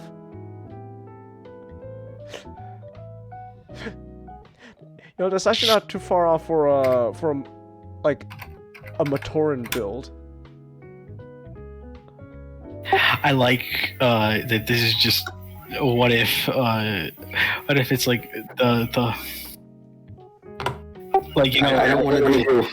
The gag. The gag in his movies where it's just like he has a character stare right at them. I don't want to sign up for it. Can one of you guys do like a Wes Anderson Halo? I'll do it. What? I'm confused. I want to see. Let me see. Gonna see Funny Green Man. Is it neuro.love? Yeah.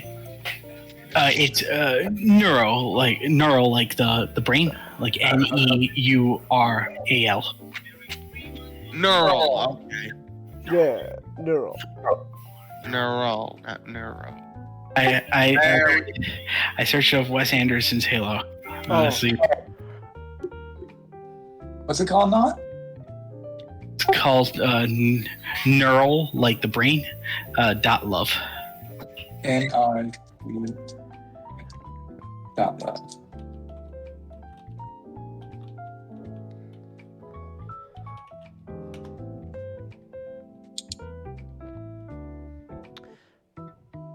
Alright, let's see Wes Anderson's Halo. Not. These pictures kind of look weird. It can't be that bad. I don't know how to describe this first one. The fuck? What's the bottom one? Ew. What's going on here?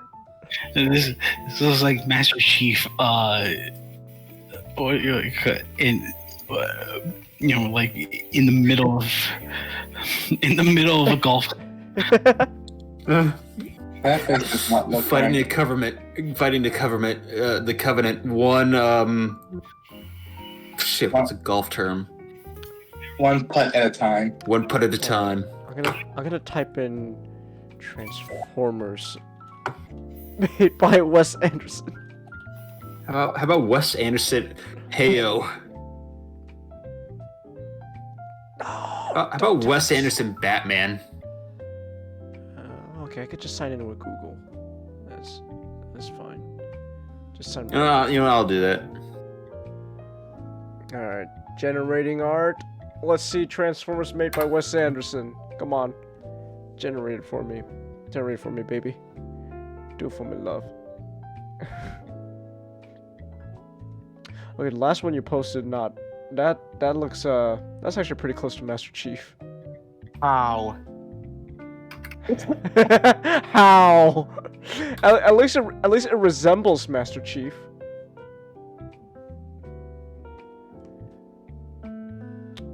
Okay, click to preview. All right, let's see this. How? What? Okay, that's one image. What's the other one? Whoa. Okay. What? This is Transformers, apparently. Okay. Made by Wes Anderson. I'm gonna post these in the back room. This okay. This is something, I guess. This looks. You know, funny enough, though, even though it doesn't look like Transformers, it kind of like Transformers. It looks pretty alien, because they are aliens. So, oh, look at this. I love it. It's like wonderful. Like, I swear, the third one, that I posted, which this one here, like the red guy in the middle, I swear he looks like a Megazord. I like the fourth one because it looks like a framed painting that Optimus Prime would have hanging in the Ark to show the Autobots. This is my family. It's the Royal Tannenbaums, but it's just the Autobots. So what do you guys put in for the like really for wait. I Come on. I don't, as much as I would love to continue to talk about the AI stuff, Yeah, 3 hours. We're like 3 hours in, and we still got 3 more topics to talk about. yeah. I was done with my. But okay. While the topics are going on, can you do Sonic as Wes Anderson? Here, I'll look. I can look that up real quick. I can look that up real quick. Sonic by Wes Anderson. All right, Sonic by Wes Anderson. Let's see what monstrosities this comes up with. All right. So it's gonna do that for a bit, but 3 hours. Well, actually, technically more than 3 hours. We've been going like, I guess like more than 4 hours now, because the stream got split up into 2. It's like the first part was like 1 hour. I love this. This is amazing.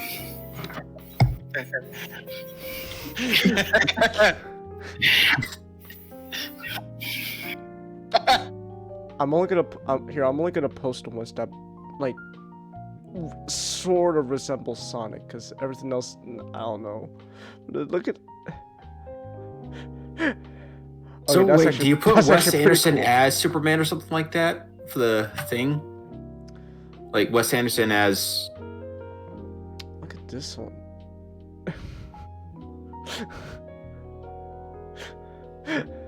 Oh, I just put in the the search bar. I just put in like Wes Anderson and the Okay, the one you just posted right now. Oh no, that looks like something out of like Fantastic Mr. Fox. I kind of like it actually. I kind of like it actually. let's see. It's like I just put like Wes Anderson and I just put Halo right next to it. Okay. Like they're 2 different keywords. So that's how I do it. Okay, I'll use that then. Alright then. Alright. But anyways, we need to move on to the rest of our topics. want to make a joke really quick. Oh, go Like, ahead. Go ahead. Like Wes Anderson did Sonic. I don't know why, but it just I have this thought in my head of like that scene from The Isle of Dogs, where like they're all like, you know, they're surrounded by the diaper. Yeah. And they're like, let's check to see if there's anything in it before we start fighting each other. We don't know if it's gonna be worth it. And all the dogs like, all right, let's check. It's just like to tear it open. It's like it's just garbage, band-aid, useless trash, and then just Brian Cranston's dog. Okay, it's worth it, and you just immediately start fighting over it. Like I imagine it's that same scene, but it's like wait, we don't even know if like the Chaos Emerald's in there. Let's check it out. It's like, oh, you know, it's Chow, it's some rings. Oh, the Chaos Emerald is in there. Okay, it's worth it. It's worth it. It's like, gotta head to bed. You gotta head to Good bed. night. All right, have a good night, Comet. Have a good night, comment. Good night. All right. So with that said, then we can move on now to our next topic. So speaking of robots, we're not done with robots. We're talking about Transformers. Okay, so here's the thing. The image, the thumbnail I used is a little misleading because I'm not specifically talking about the war crimes of Optimus Prime.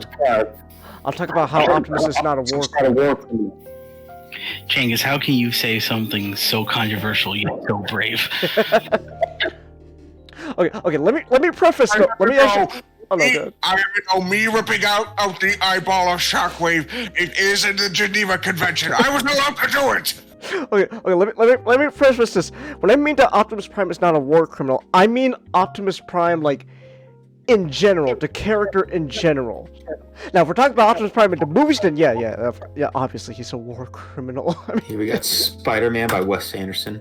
oh my goodness, let me see. Holy shit, that's actually pretty spot on. That's actually pretty spot on for Spider-Man. Okay.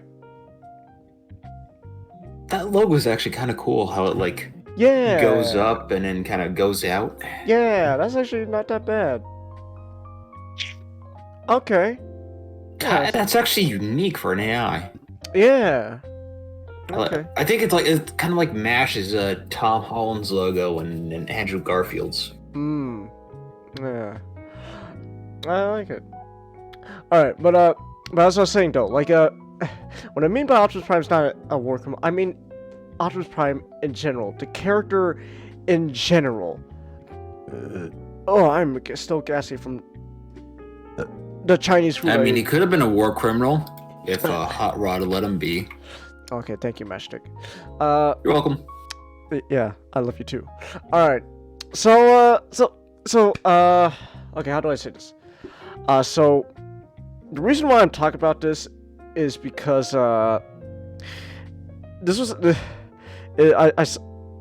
I saw this tweet on the good old land of Twitter, so obviously, you know, this is a good take, where, it was actually, like, something I saw, like, way earlier this week, and it's probably not that topical anymore, but, like, it's been living in my head, like, rent-free all week.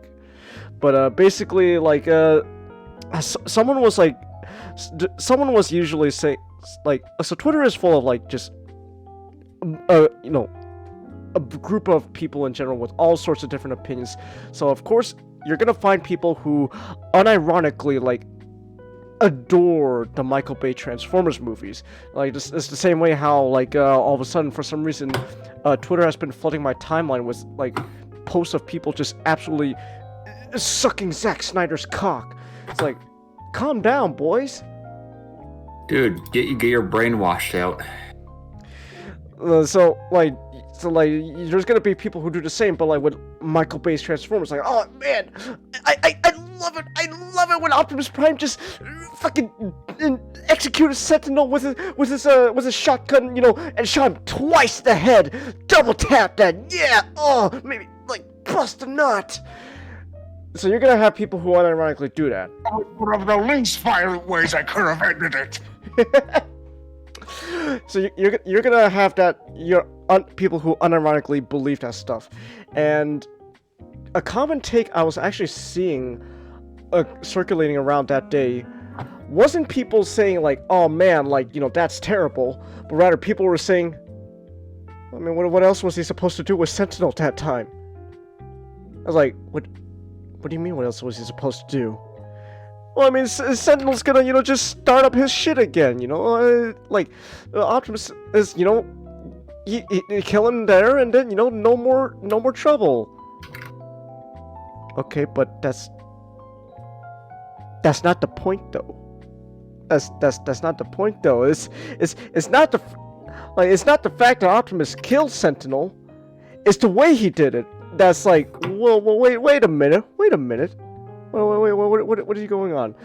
So, to quote Pointless Hub, because I love his Transformers videos, as the movies progress, the way Optimus deals with the threats and fights gets ever so more brutal, just absolute carnage, until to the point where just Optimus Prime just becomes like a psychopath. So it's not that Optimus Prime killed Sentinel, that's the problem. It's that he shot him twice in the head while Sentinel was defenseless. Remember when I told you guys that Dark of the Moon made me depressed? Yeah. Like the problem isn't that Optimus killed Megatron in Dark of the Moon. It's the way he did it. Optimus Prime doesn't kill Megatron by shoving his axe in his head and ripping his entire spinal column out. It's the worst. When you remember, like, he actually just cut his arm off, technically. It was still, like, attached to his body, but, like, that thing was just fucking off. Yeah. So, what I mean by Optimus Prime is not a war criminal, I mean, that's not how Optimus Prime should be portrayed. So, I want to say, though, this is not the Batman argument where, Optimus Prime shouldn't kill, because they're going for completely two different things here. Transformers, at the end of the day, no matter how goofy it is technically a war story. So, based on the setting and story alone, our hero, Optimus Prime, is gonna eventually have no choice but to, pick up that gun and shoot someone straight through the chest. Like, he's gonna have to do that sooner or later. But that's one thing. But then it's another thing where Optimus, starts violating Geneva Conventions to get the job done. So that's my problem. That's what I mean. People keep I don't understand why people are saying, again it's Twitter, so obviously that's a rhetorical question. I know why, because people on Twitter just are unironically just there's gonna be people who unironically genuinely believe in shit takes. So you got people who genuinely believe that what Optimus Prime did in those movies was justified, but it's not. And then they go, so you don't like Optimus Prime killing. That's not the point. It's not that he kills. It's how he kills. It's one thing to shoot someone, it's okay, Optimus Prime is a soldier. So in a war, it's one thing for a soldier to just shoot another soldier. It's another thing for a soldier to go up to the enemy soldier, bring out his knife or something, start jabbing him multiple times in the throat, then start cutting his head off, and then taking off his pants and start violating the head hole. Those are two different things going on there. Oh, but he kills though. But it's two different things going on. It's one thing for Optimus Prime to go, alright Megatron, I gotta shoot you now. I'm gonna bury my hatchet in your head and rip your spine column out.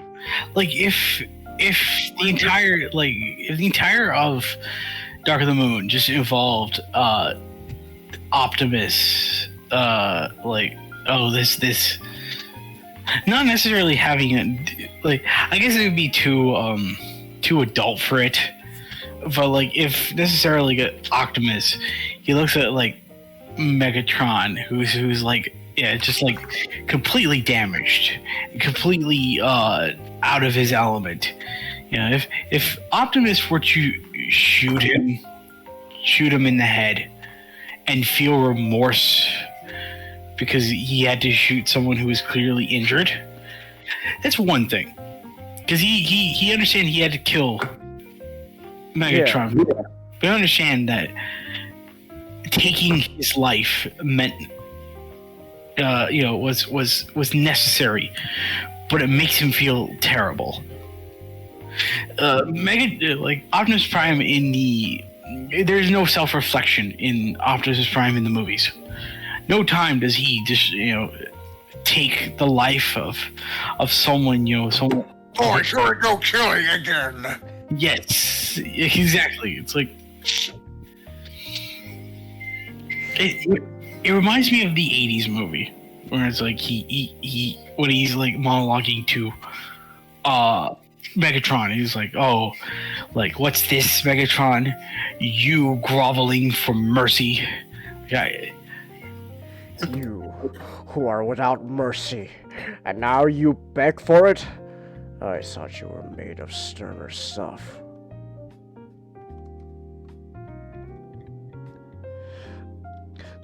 So yeah, like it's one thing to do that, and then it's another thing again. Just like to not use Dark Moon for example. Like, I mean, even in the original 2007 Transformers live action movie, remember when Optimus Prime just shoved his sword in Bone Crusher's face and just called it a day? Just, alright, you're dead. Like, okay. And then little did we know that was the tamest of his kills going forward. He just fucking rips a guy's head in half by just putting 2 hooks in it and just pulling. Which, but the funny, okay, that's terrible. But I find that funny because watching like this animatic they showed Michael Bay to like as a proof of concept of that scene, like it seemed like they always planned on Optimus just killing Grindor in the most brutal way. So like, I don't know why, I just find that there's something funny about that, how they always intended Optimus to kill Grindor in the most, god-awful way. Oh no, Grindor, you were always meant to have a terrible death. Sorry, buddy.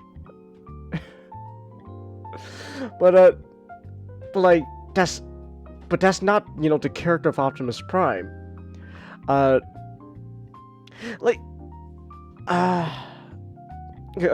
so this isn't very coherent, and admittedly, again, this is just something that's just been in my head all week that I kind of want to just get off my chest because, like, I don't know, it's just been bothering me. Like, again, the problem isn't that he kills, it's how he does it. It's the way he does it.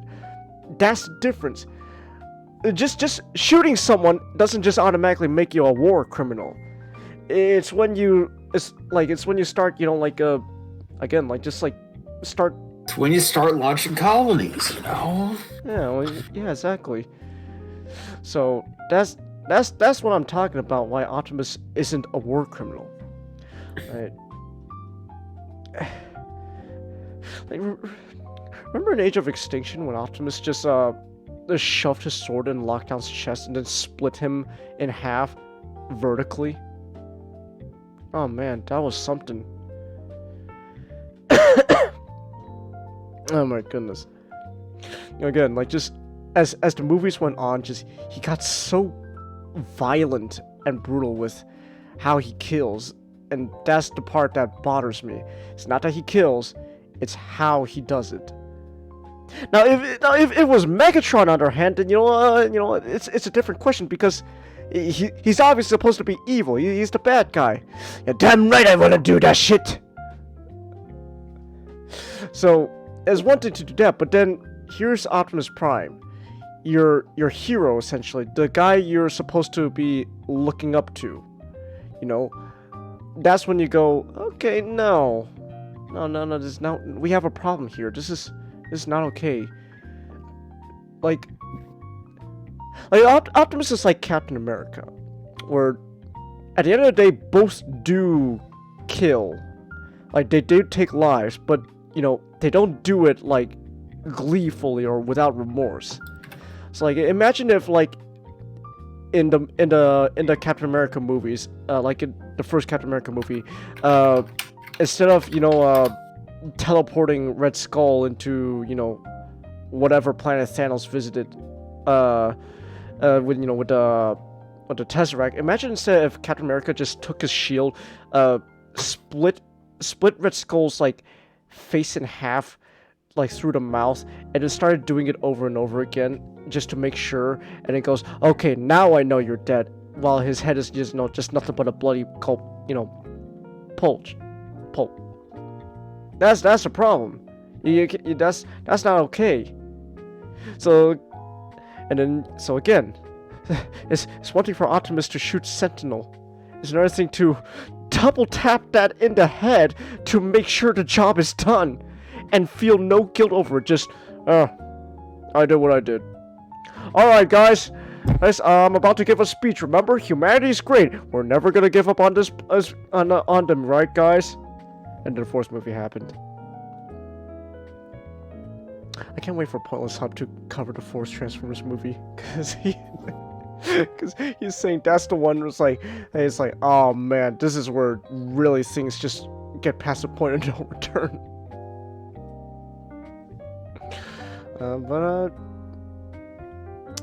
That's really kind of all I want to say. Just, Optimus is not a war criminal. He shouldn't be a war criminal. Not saying he doesn't have to kill. It's just, you know, don't make him a murderer. That's all I'm asking. So that's kind of it. That's my topic. So yeah. Alright. So with that said, then we can move forward. So speaking of fictional characters, we're SGD. Are you with us?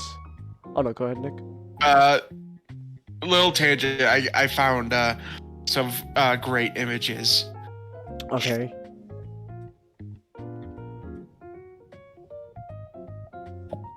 There's this one.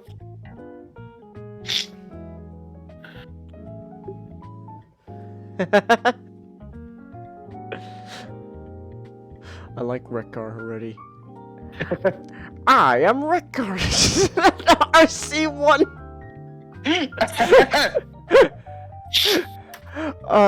I begged you not to get the third-party add-on. God, that's an actual. I forget. That's an actual fucking third-party add-on kit for your RC. Actual, like, rubber tits you could put on a toy. Alright. And there's a second set. Optimus from Revenge of the Fallen. Give me your face. I love how they really emphasized him on basalts. Look at his eyes. If you sick, baby, try drinking Pure Soul. Need to lock in stable genius.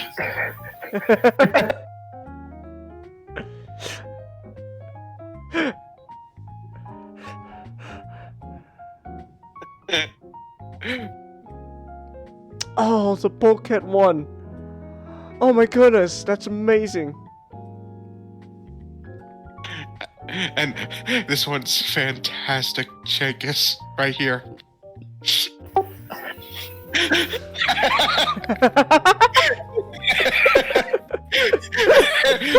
April scream, no calls. Oh. Alright. Chelsea says best chest fairy rubber. No, Chelsea. Okay, so SGD, are you with us? I took some diazepam a while ago, so mostly. Oh, okay. Let's Took try. 5 milligrams. That's where it really kicks in. Alright, let's try to get this quickly done then. So, you have continued your journey through DreamWorks How to Train Your Dragon movies. Yes. All right. What'd you think of the second one? Well, I already talked about the second one. Oh, this is the third one.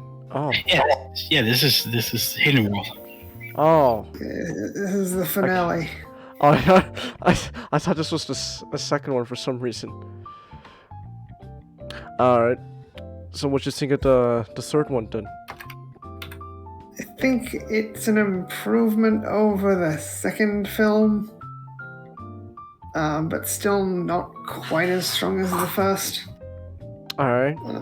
I have some things to say about that. I'll get to it later.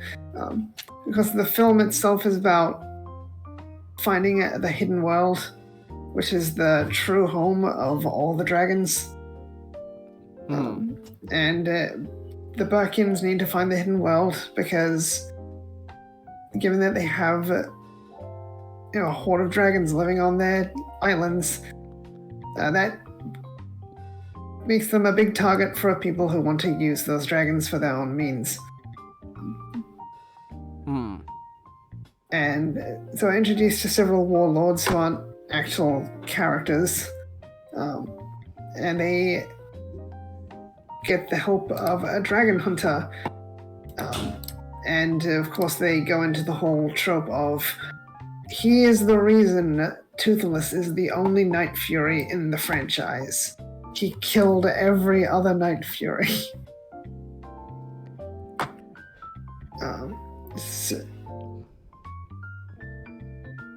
There's kind of it's one of those things like, not very high quality idea.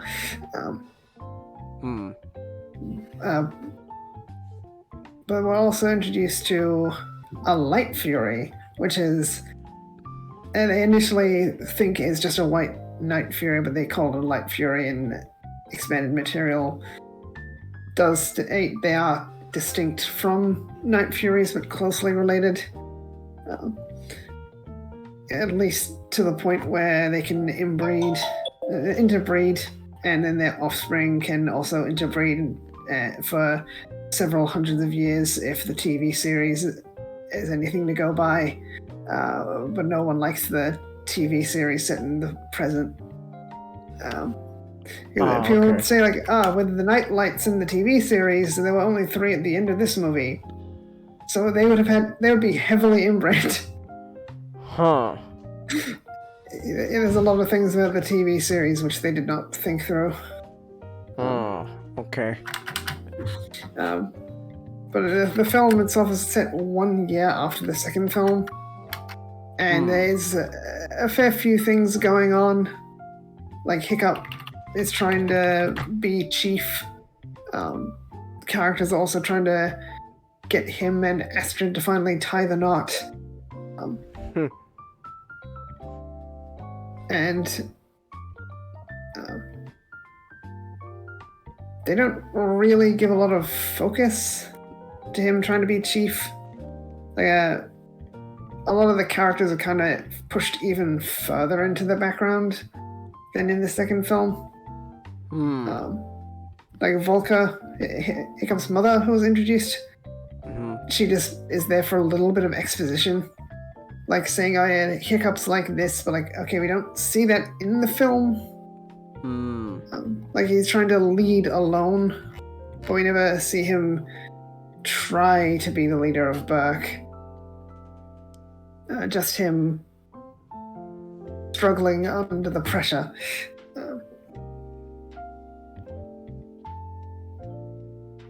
Alright. Characters like Fishlegs is just around for a couple of gags, like he's looking after one of Meatlug's babies.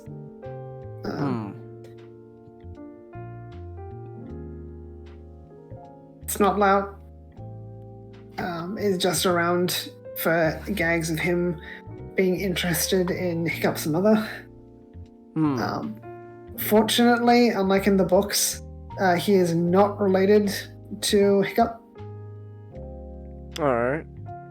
Because I think you can work out that if they were related in the movie franchise, it's not Spitlout and Stoic were not brothers, so that would indicate that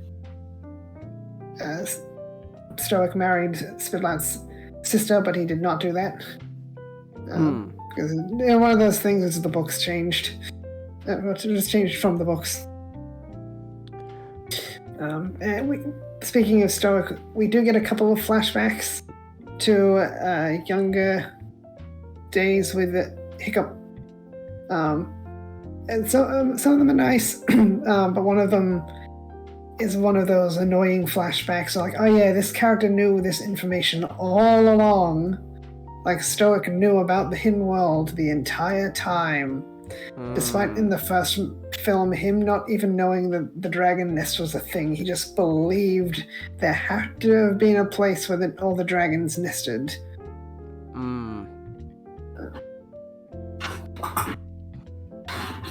And because a lot of the film is just them trying to reach the hidden world and escape Grimmel, the grizzly, who is the, Night Fury hunter.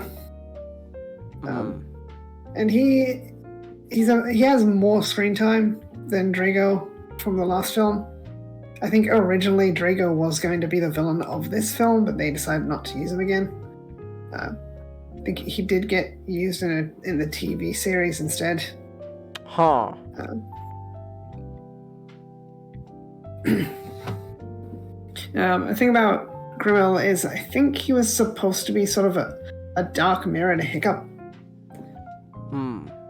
But I don't agree with that idea.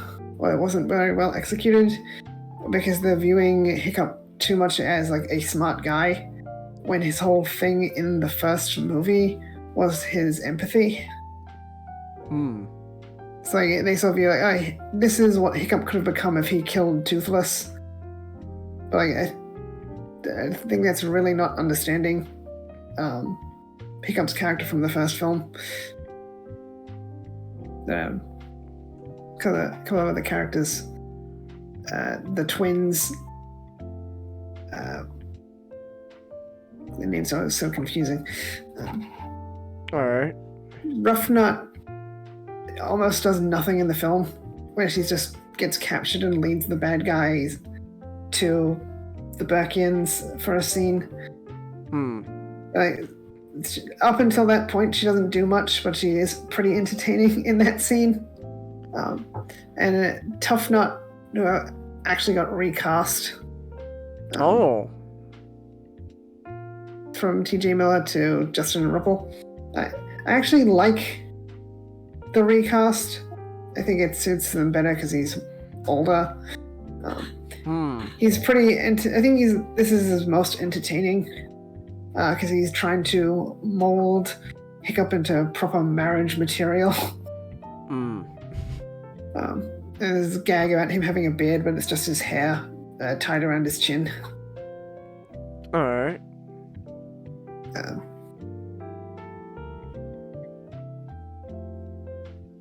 But it is an enjoyable film overall. This is a film which they said about advertising before we knew much about the film. This was going to be the end. This is going to be going to explain why there are no more dragons around in the one day. And I think they did a good job accomplishing that.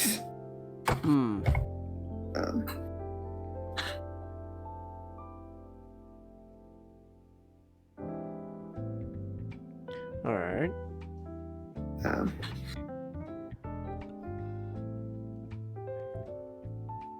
But they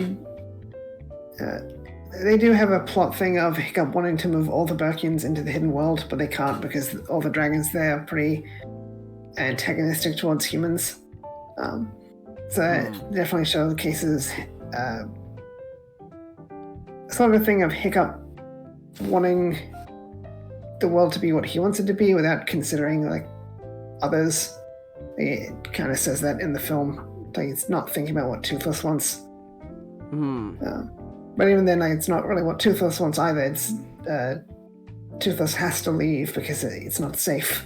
It kind of raises the question of if all the Burkians abandon their dragons, what happens to Burke? Like, they got a lot of enemies.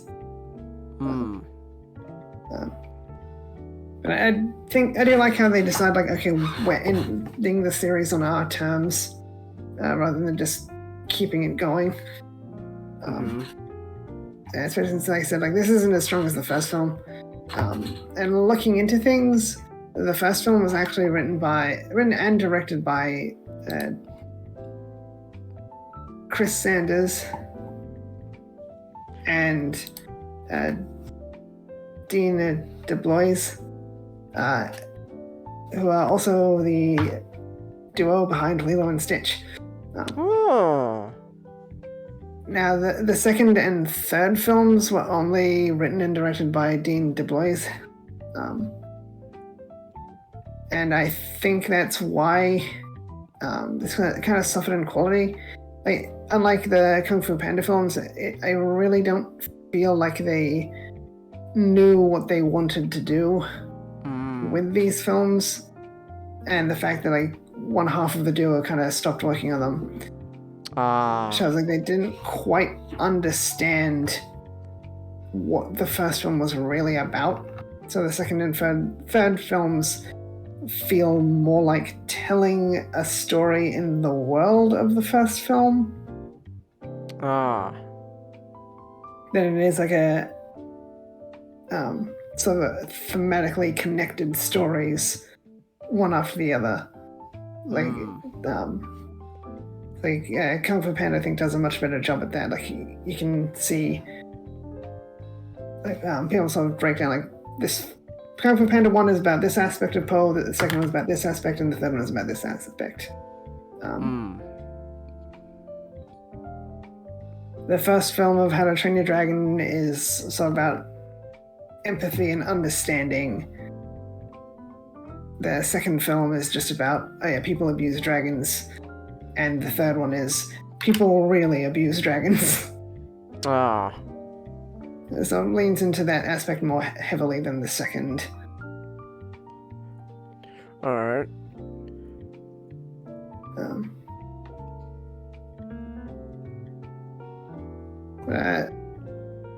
I think I still find like Hiccup and Astrid are still pretty strong characters in this film.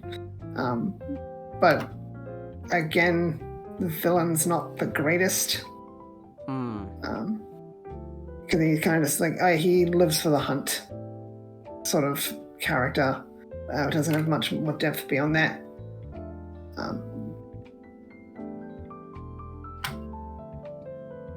Because, the first film didn't even have a villain. And I think them trying to force a villain into these films, it didn't really do them much favors. Again, comparing to Kung Fu Panda, there's Tai Lung, but Tai Lung is sort of like the Red Death from How to Train Your Dragon. He's a force for the characters to fight against for the climax, but the true villain is something else. Kung Fu Panda, the true villain is Shifu and Po's self-esteem. How to Train Your Dragon, it's just Hiccup's desire for his father's approval, him wanting it to be popular, the whole traditions and lifestyle of his village, and sort of coming to teach everyone that things don't have to be the way they are just because that's the way they've always been. But then the second and third films don't really tackle things the same way. It's just, this guy wants to take over the world with dragons. And the third movie is, these guys want to take over the world with dragons, so this guy is helping them, but really he just wants to kill Toothless.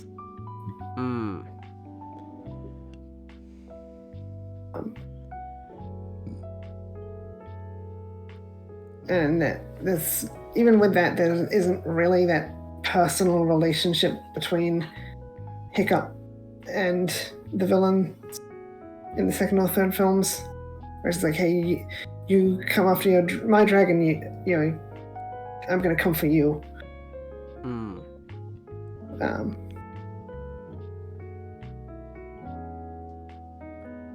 Alright.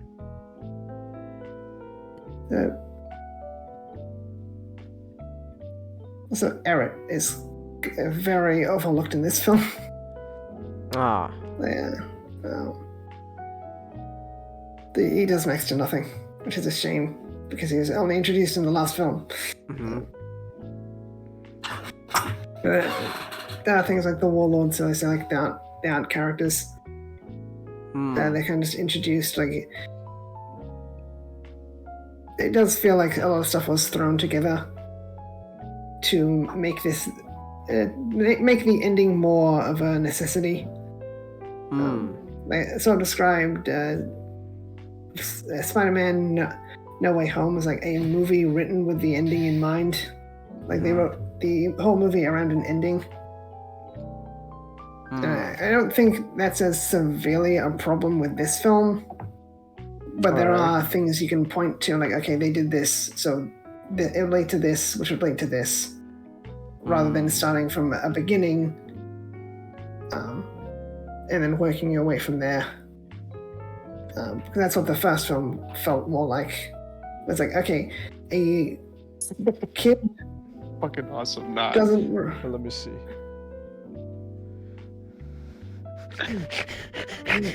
Oh, I just a sweet trans, you know, from sweet transsexual, you know, Pennsylvania. Polly, I'm sweet transsexual. I'm transsexual Transylvania. Damn it, Janet. Damn it.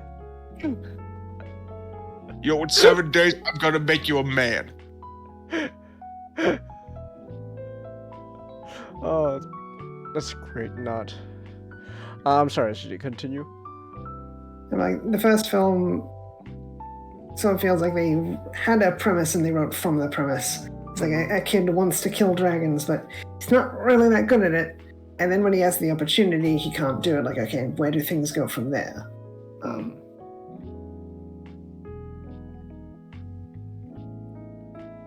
But then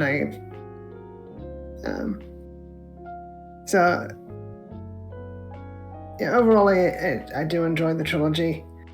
And I am glad they had the self-restraint to decide, like, okay, we're going to end things in the third movie.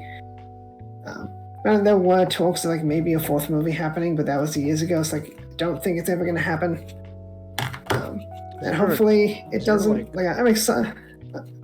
I'm excited for more Kung Fu Panda. Several mid-quel TV series. Ah. So I think there's 2 in between the first and second movie, and then a third in between the second and third.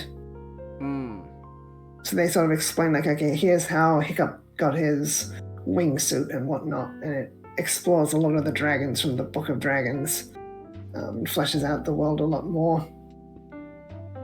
Alright. So yeah, I'm excited for more Kung Fu Panda, because, like, Kung Fu Panda definitely feels like they really know what they're doing with that franchise. And, you know, it's not taking into account the hidden, the new How to Train Your Dragon TV series, which I don't think anyone knows what they're doing with that show. Alright. But yeah, I think overall, like, the film is better than the second. So they did end things on a higher note than they could have.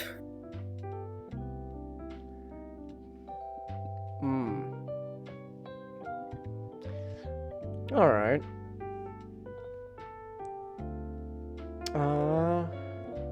Alright then.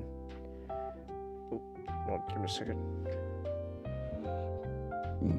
Oh. Oh my gosh, I am so gassy. I'm sorry for that. Ugh. Alright. Anything else you want to say about How to Train Your Dragon Hidden World?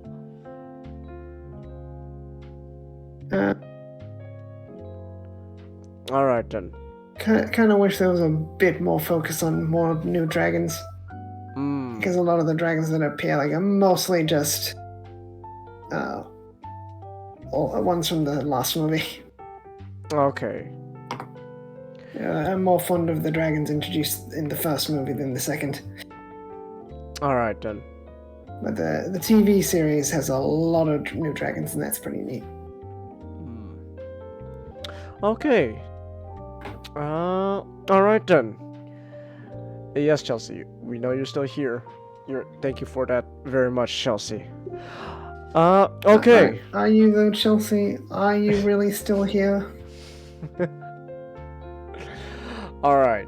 So, with that said, then we are now down to our final topic of the night. It's more Sonic. Give me a second. I'll be right back. Oh, okay. All right then. All right. Actually, you know what? I'm gonna take this. I've been bored, so I decided. Remember when I was explaining a fucking Power Rangers idea? Yeah. Let me see this. I got bored and did this. You made a PowerPoint? Huh. Yes. Oh, okay. Huh. Wait, wait, Trace is the Gold Ranger from Q Ranger? It's just a fucking A placeholder? Yeah, Still though, I find it funny. I'm not a fucking producer, so I can't hire an actor and shit. So Trace will just be it. I find that funny though, cause he's also the Silver Ranger. Ah. He's a space pirate. Using Lupin Ranger. As a space pirate. Ooh, okay. Yeah. I use Biomen for Astral Defenders because the morphers are literally literal bots that go into their skin. Ooh, okay. Yeah. Flash Ranger because it's kind of Flashman. Yeah.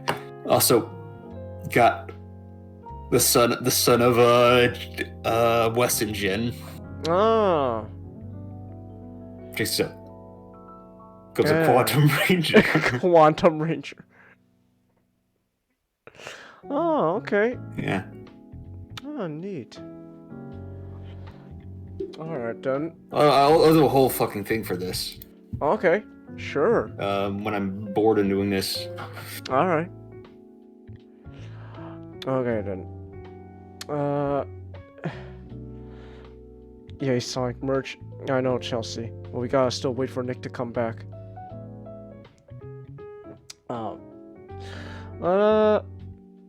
Anyways, how's everyone doing so far? I know it's almost midnight where I am, so it's probably pretty late where you 2 in the guys- morning here. Oh. 2:30. Go to bed, man. I could still stay up till 3. I'm good. Alright.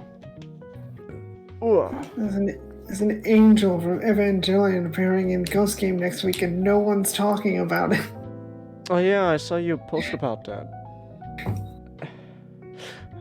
Now, I say. Hey, you know what that animal's gonna do, you boy? It's gonna make you eat. Dates a furry, a fat chick, or I say worse, both. I don't know, man. Evangelion's a classic. You should check it out. Now, what in the hell is an Evangelion? One Evangelion later. I say, people are talking about it on Twitter, but I don't use Twitter, so I wouldn't know. I don't follow anything on Twitter for Digimon.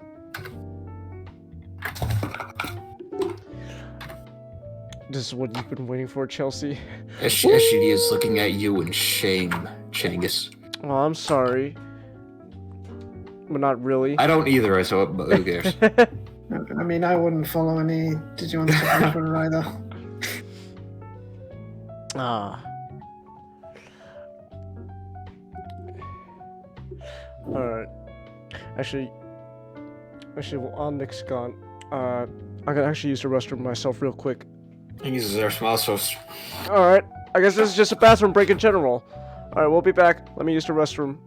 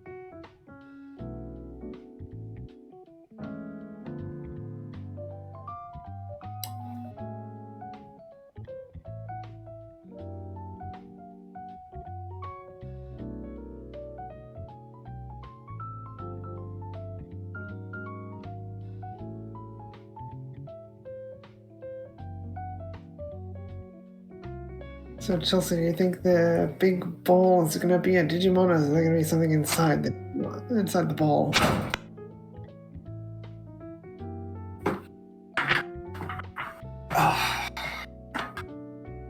I just realized I took a whole bunch of fucking caffeine. And I didn't know. So now I'm gonna stay up. Fuck.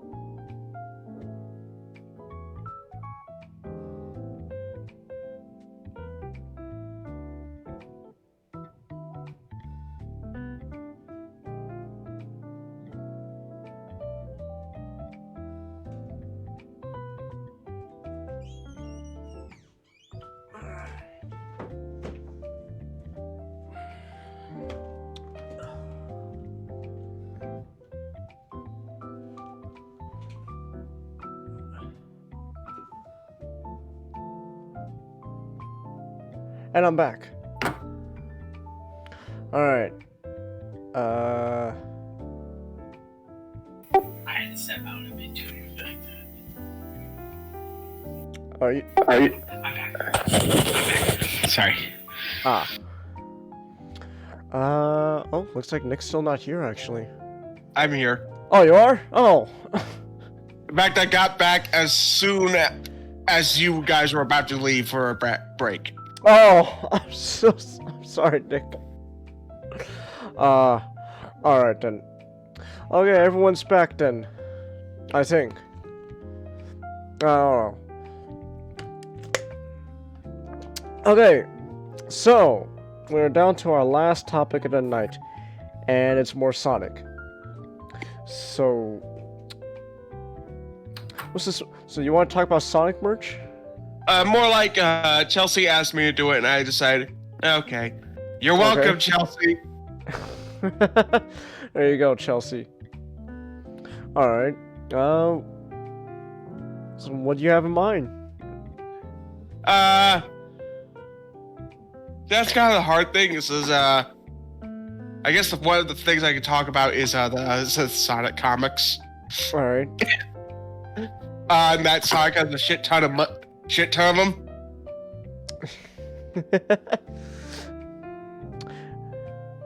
Yeah.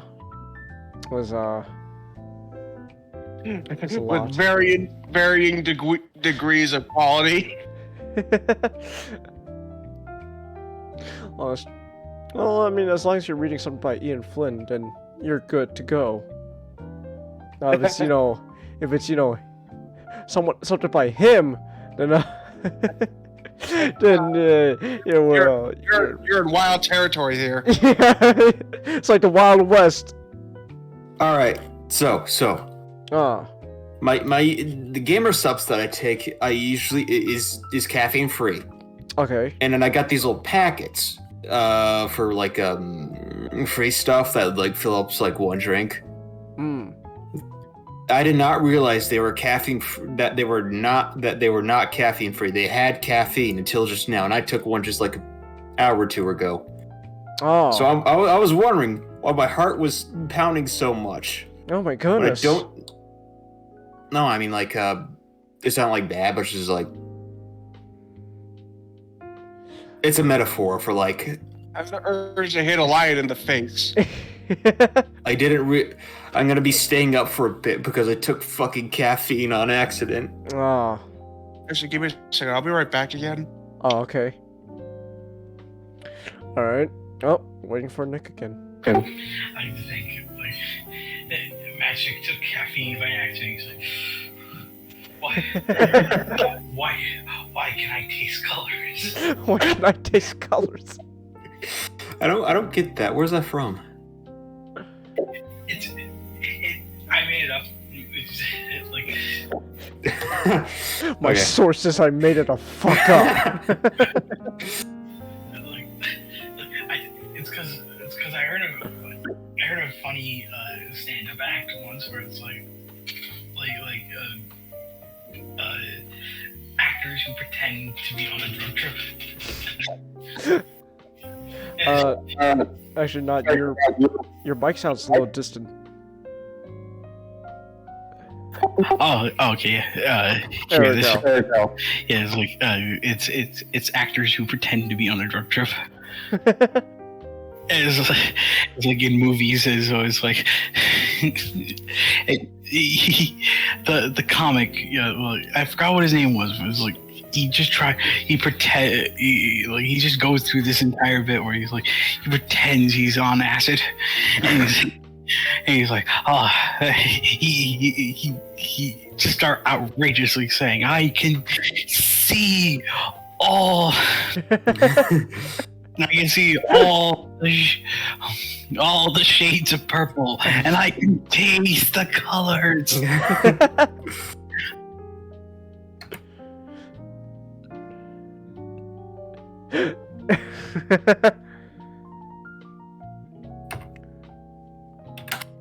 Oh man, I just popped on Twitter and saw someone post a picture of Mark 5.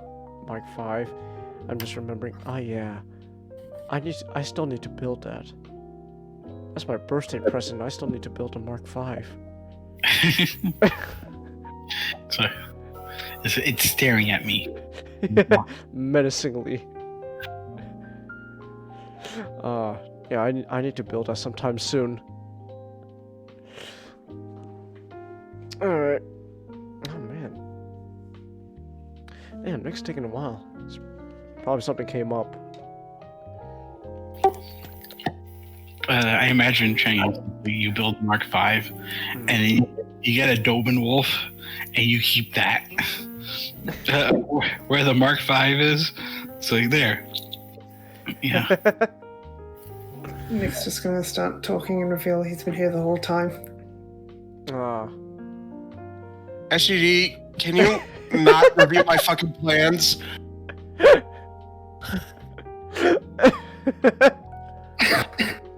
That was a guess. SGD sends your presence, Nick. Can you not reveal my fucking plans?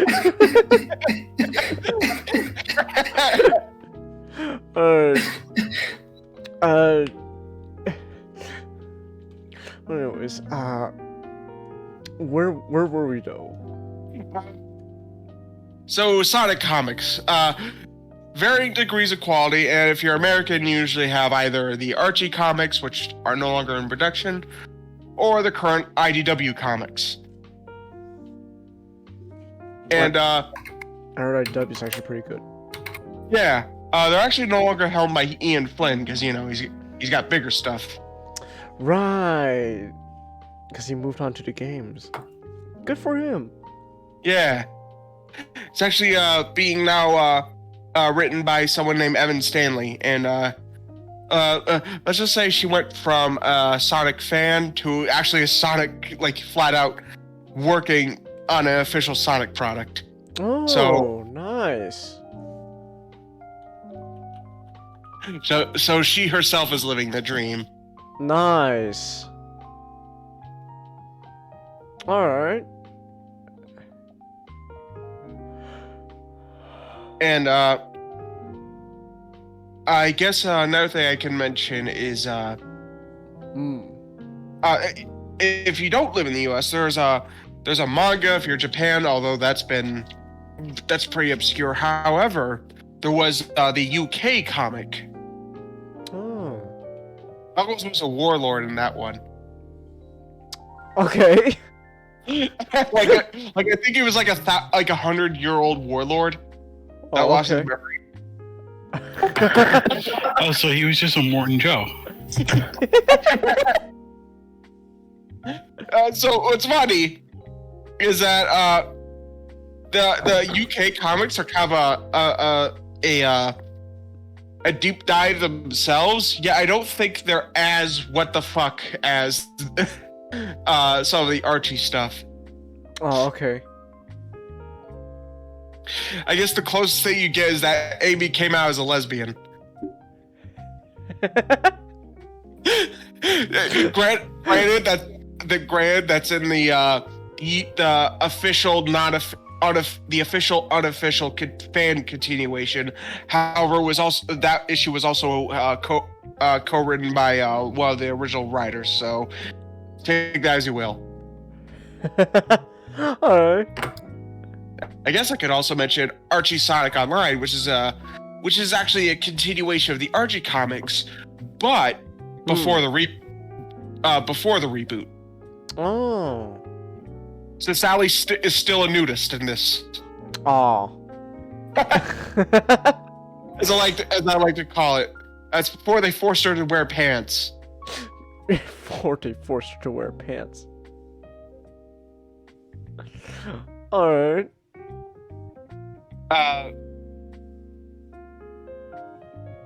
And obviously there's a shit ton of like Sonic merch, like, you know, Sonic mugs, Sonic fucking G Fuel. G Fuel. I see it in the thumbnail. And of course everyone gets much like a Twitter, everyone has a Funko Pop. Ew. Yeah. Sonic East. Hold on, I got a text. Give me a second. Alright. Okay, where's my phone?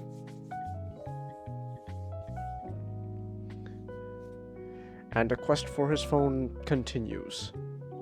Well, I lost my phone. Anyway. I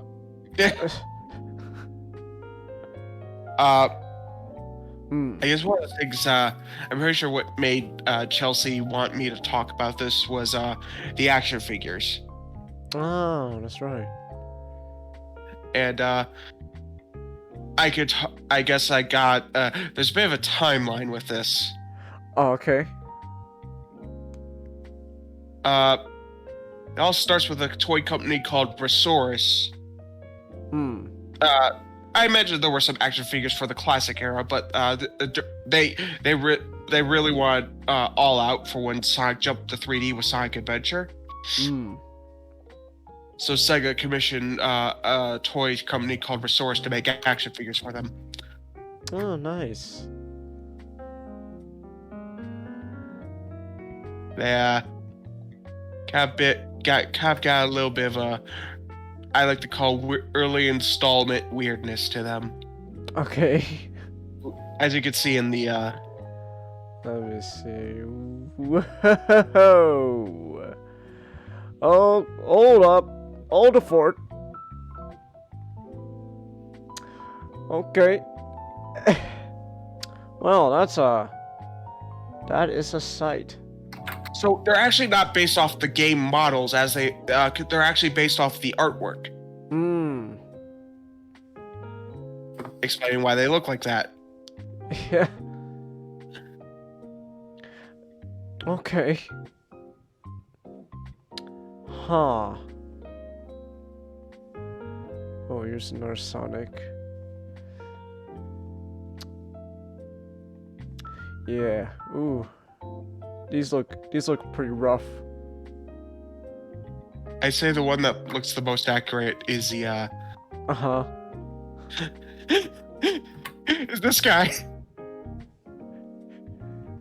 Big.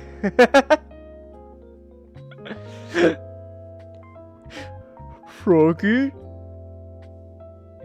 Actually, I think the most accurate one Mm-hmm.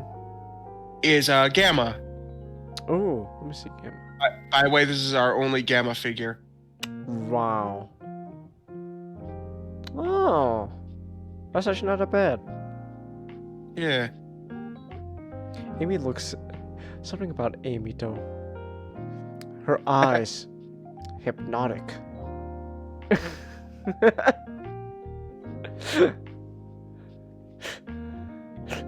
There's something about Big's eyes.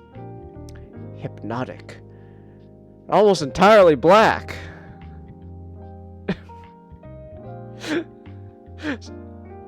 Sorry, I was just quoting Norm. Okay. Alright, so they produce like some of the first figures. Alright. What happened to them then? Oh, they went bankrupt. Oh. Darn. Yeah, Brosaurus went bankrupt. Ooh. So, who did Sega go to next then for toys? Something called Toy Island. Hmm.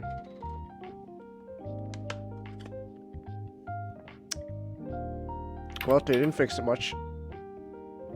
At least based on the Sonic figure. They didn't really fix too much. Oh, that Tails. What's going on with Tails there? Wind up Tails. Huh. Interesting. Okay.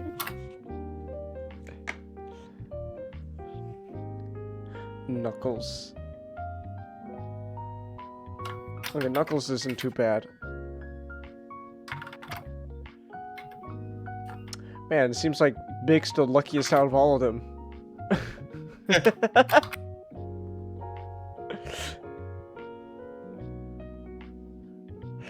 What? That Eggman.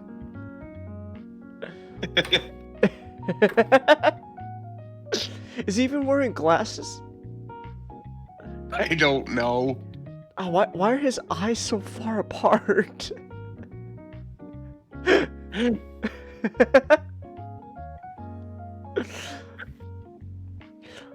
Oh, who's tagging me? Hold on, that was Chelsea. She actually brought something up that I'll get into. Oh, okay. Alright. So, whatever happened to this company? Hold on. I forgot to mention that Source was going to make Sonic Adventure 2 figures, Hmm. but then they went bankrupt. Ah. And they made giant figures that could talk. Huh. Alright, that's not too bad. His arm looks all weird though. Like Sonic's arm looks all bent weird there. It's on the chubby side too. He's got a belly going on. Fat shaming Chingus. Why is Tail? What's going on? Tail's mouth looks so droopy there. I blame how they fucking interpreted the face.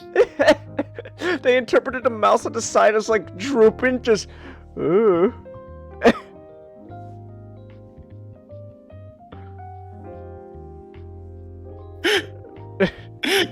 They also released some bendable figures. Okay. But the next one I want to show off is dropping a pencil in my bum and now I need a band-aid.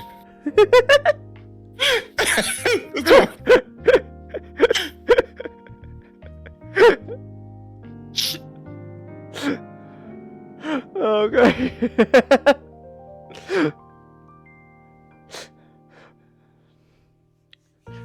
You know, it's not the same joke, but I was thinking just, Knuckles, what Knuckles, where'd you get that hole in your head? I don't know, Sonic. But whenever I put a pencil in it, I can see God. Luckily, after Sonic Adventure, Toy Island was able to produce more Sonic X figures with the Sonic X line. However, for the first wave, it was just re-releases of their, Sonic, Tails, Knuckles, Big, and Eggman. Yeah, I see that. Alright. However, afterwards, they were able to make original figures for themselves.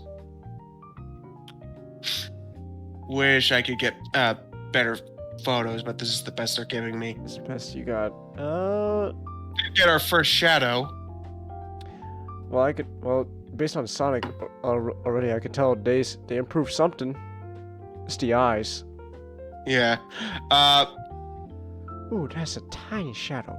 Oh boy. Yeah. I wish they could have given me some better to work with. We got our first Cream and our Rouge figures. And for the longest time, these are the only figures we got of these characters. And in Cream's case, we still only have this figure. Wow. No love Yeah. for Cream.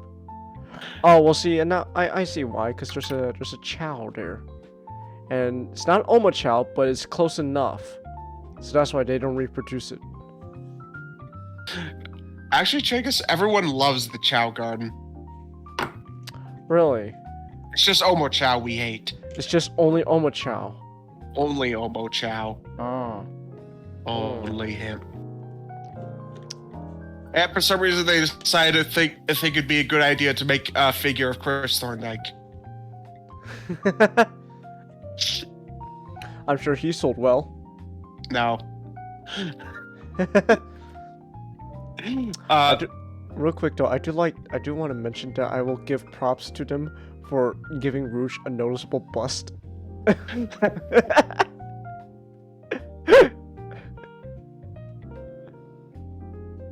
Funny enough, there's cleavage on the figure, and yet 4Kids went out of their way to censor any cleavage in the show. Also, they released a Build-A-Figure Megabot Wave, which features Amy. Huh. And who do you build? The Megabot.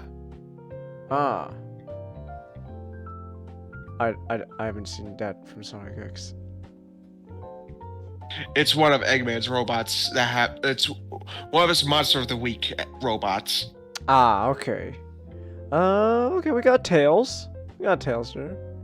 I'm not showing every figure of each wave, mostly because some are just re-releases. Okay. We got Knuckles. He's small. Already, even though these pictures kind of small, just you can tell already, they improved something compared to what came before. So all right.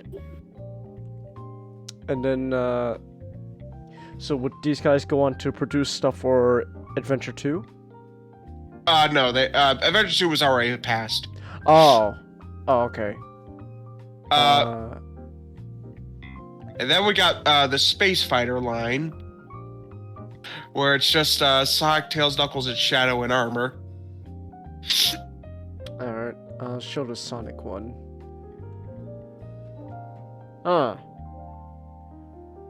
Okay.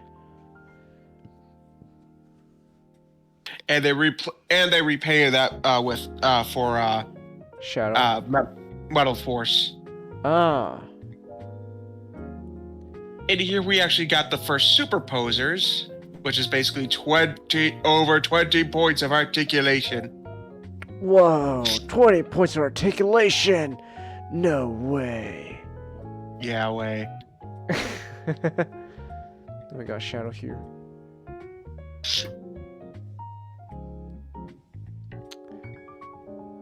Alright. I'll show the Shadow one. You know, I'm willing to bet it's just the angle of the packaging, but it looks like like half of Shadow's quills are missing.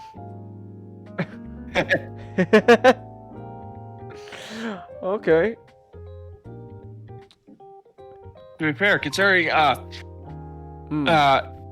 the show, it always looks like a lot of Shadows and Sonic's quills are missing. Huh. Yeah. Okay.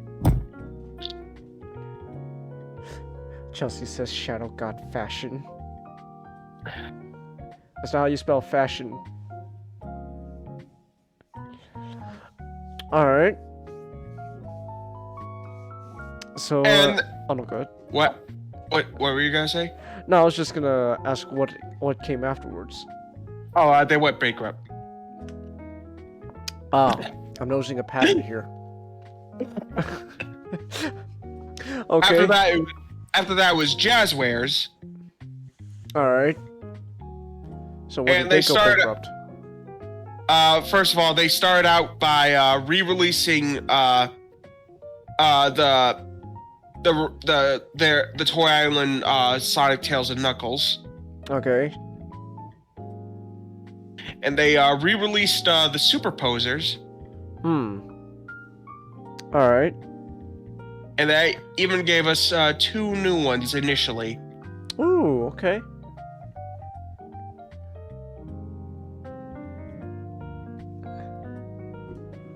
They gave us Super Sonic and Super Shadow. A timeless classic. Repaints. They didn't even change the quills on Sonic. Yeah, they just took they just took Sonic and made him yellow. Like it's such an easy repaint. Just take the Shadow one, just remove the red, and then there you go. They didn't give us like any of the fucking. They even with the re-release of the Superposer, they didn't do it. But what we did get is a clear blue Sonic.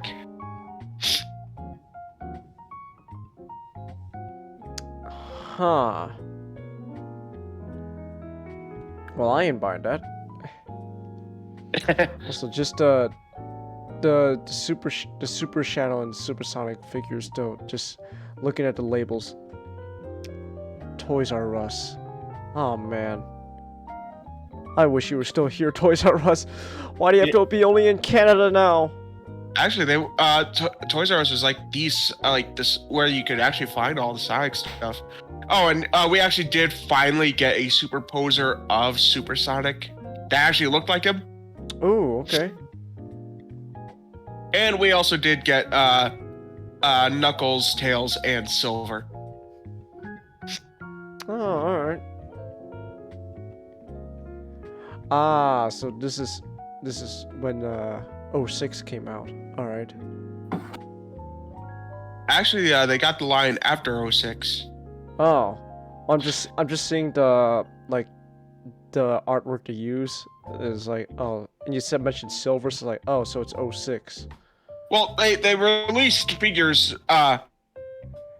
like Silver's not just in 06 at this point. He's in other games too. Hmm. But their first major figure was this guy right here. All right. Oh, the werehog. Yep. All right. And then they gave us Sonic the Black Knight Sonic where he had the glove. Ah. All right. And we also have Sonic Color Sonic, which has magnets in his hands. Why does he need magnets? For the Wisp. Ah. And we eventually got a regular Sonic and a classic Sonic as well. Huh. And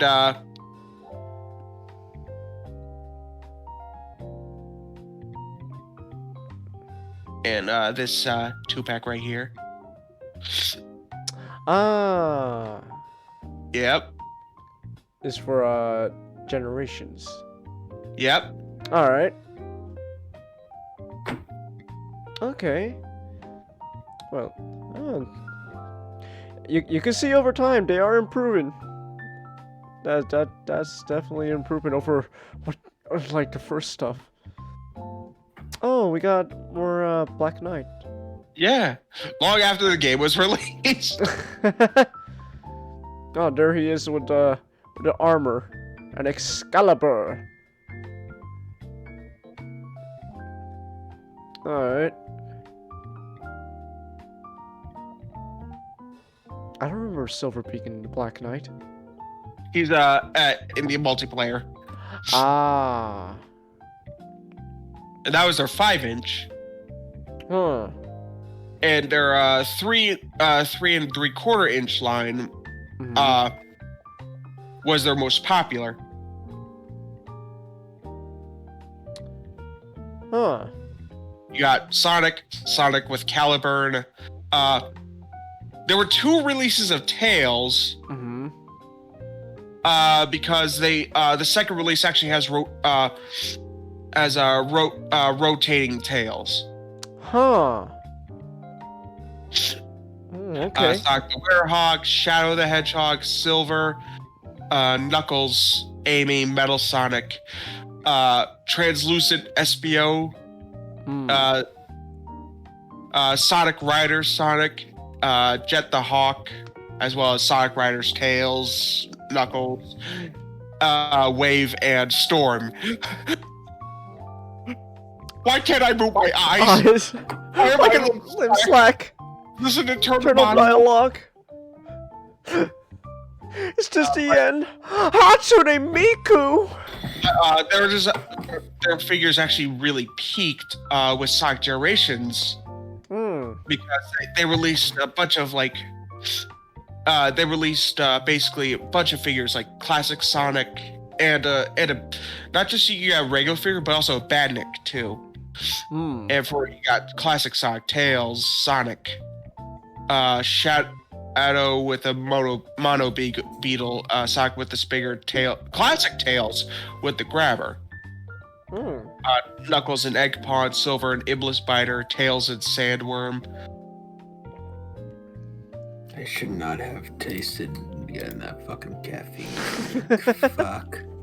It's Hey, gonna be guys. such a bitch to go to sleep. All right. Eventually, they also released the figures with like accessories, like Amy with her hammer. Hmm. We got 2 packs that involved that came with the where you got 2 figures and a comic. Oh, okay. And they usually mix and match. However, this was how you got Classic Amy and Blaze. There were box sets where you could get a Metal Sonic and Dr. Eggman, Alright. Supersonic, Shadow, and Silver, Hmm. Big and Froggy, Froggy. Classic Eggman, Alright. Froggy. the Chaotix, Alright. and they also released figures for Sonic and Sega's All Stars Racing, Hmm. where you got a vehicle as well. Ah, I see that.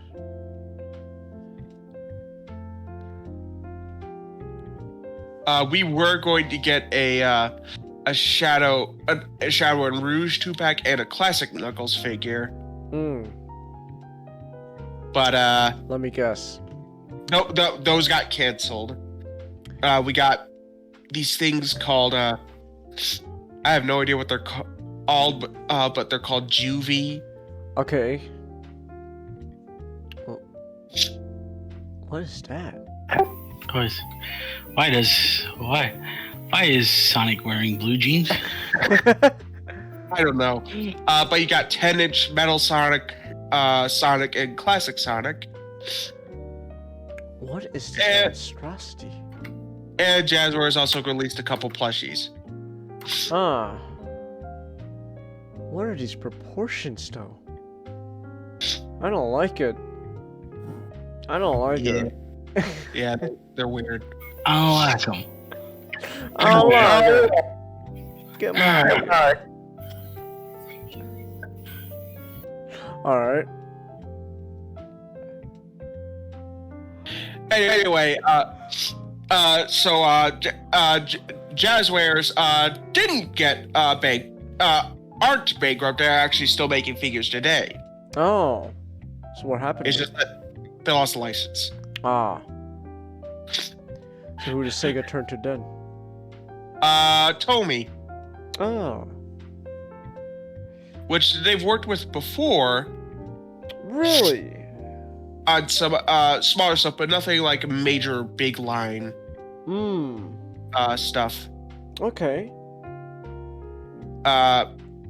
It's how we got the Sonic Boom toy line. Hmm. And we got, and they Uh-huh. produced some figures themselves as well as some plushes, but fans didn't really like them too much, mostly because they had from the 3-inch ones from Jazzwares are really posable. Hmm. So going from like 12 points of articulation at least to 5. Ah. Yeah, it's gonna cause some Kinda. backlash. Yeah, kind of disappointing. Hmm. Okay.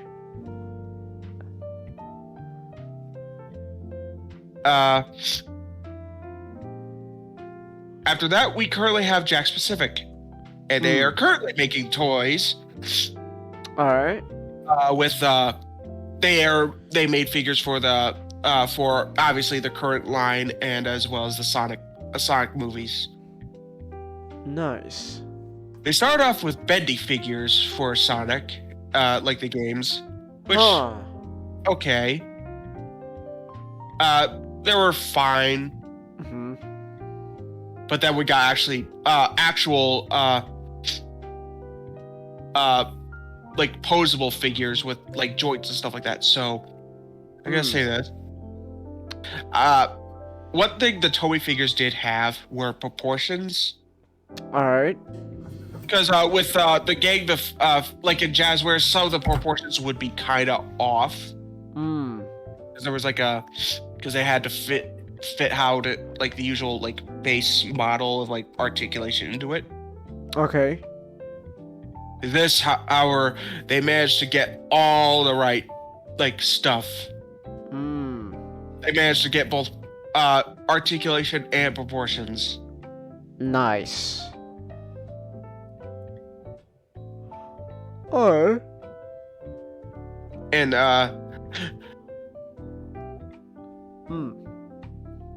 and we're getting figures of like not just like modern era, but also like Ray and Mighty. Oh, okay. We got a Rouge figure after so long.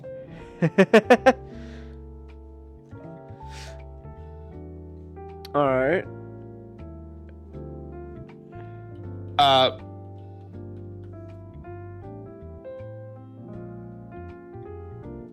And we got an Omega figure too.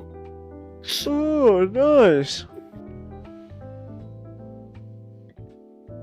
And we're getting like figures of like Chaos and Big, and we're just Oh, Chaos. we're getting more figures, which thank goodness, because one of the things I was really Uh-huh.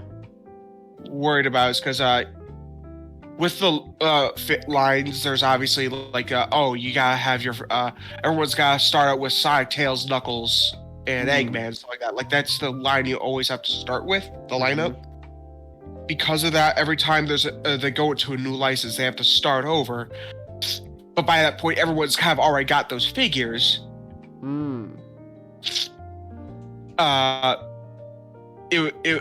It helped with like it could help with like getting variety and stuff like that. Right.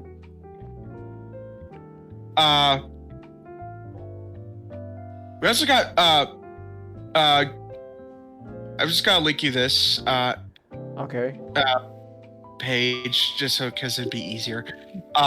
Great Eastern Entertainment is known for making plushies, and they made a lot of Sonic plushes. Oh, okay. Here we go. And they're pretty high quality. Got some posters. Some more plushes. Some more plushes. Some more plushes. Ooh, Chaos. Neato. Some more plushes. We got Emerald of all characters. Some more plushes. Memphis, Tennessee. Yeah. Like they're known for their plushes, but like you got like characters like you got your normal characters, but you also have like fucking Mephiles. They made a plush for Infinite. They did. We also have like our we have Tangle and Whisper as well from the IDW comics. Oh. Oh, they were the ones who made like the hat. Oh, okay. Yeah. Oh, there's an Amy hat. I'm gonna borrow this picture for personal use.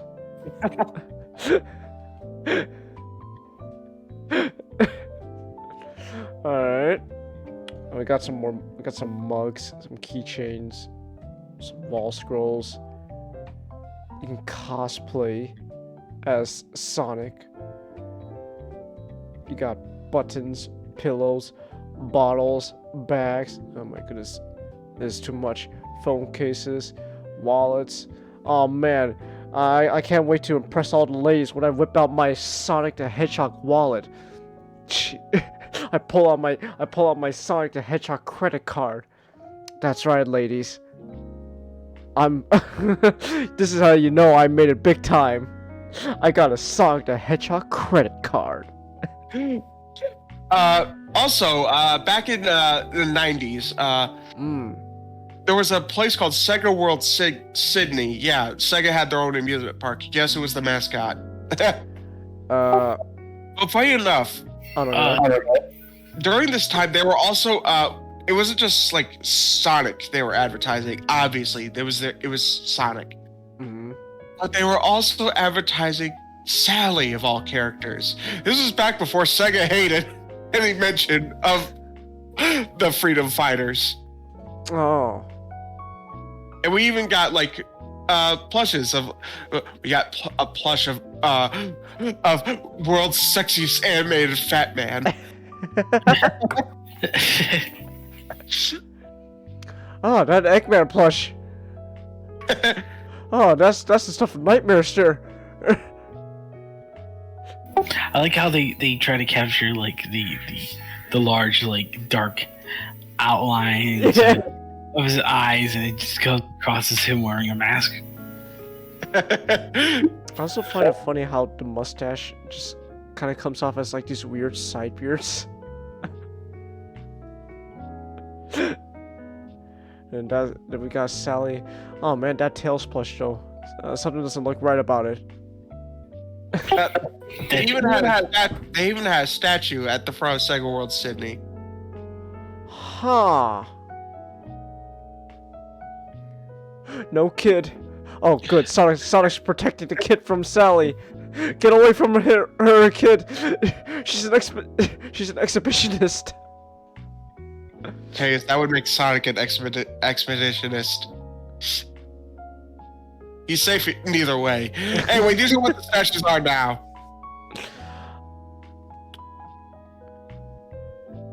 Oh wow. That's Sally, you gotta help me! Sorry, Sonic. I called Walt Disney an anti-Semite. Anti-Semite so much that they cuffed my entire lower half. I'm just ahead. Oh man, Tails, this is just as bad as that. We can't do cutaway gags anymore, Sonic. What? Oh! Cutaway gags are my life force. It's Eggman, just... I'm doing fine, by the way. Okay, Goodbye. bye. But when it comes to merch, everyone's also making there's places that make their own stuff too. Alright. Like this link right here. Anyway, I should probably actually tag Chelsea for this. Cause she'd like I bet she'd like to see it. Alright. Oh my goodness, $50 for a plush? They're made to order. Ah. Let's go with the male boy characters. Let's see what we got. Okay. Oh, so much for male boy characters. We got Rouge and Amy clearly there. This I'll was scroll down, Chagus. There are two links. Ah, page 1. Sonic. It's click page 1. There you go. Sonic doesn't... Oh, something about Sonic. Okay, now Sonic's looking better now. This looks a little better. Oh, he's got a little surfboard going on. Supersonic. Oh man, the Sonic and the Black Knight. Sonic Underground. Yeah, I know a guy who would very much like to get these plushes. We got Silver.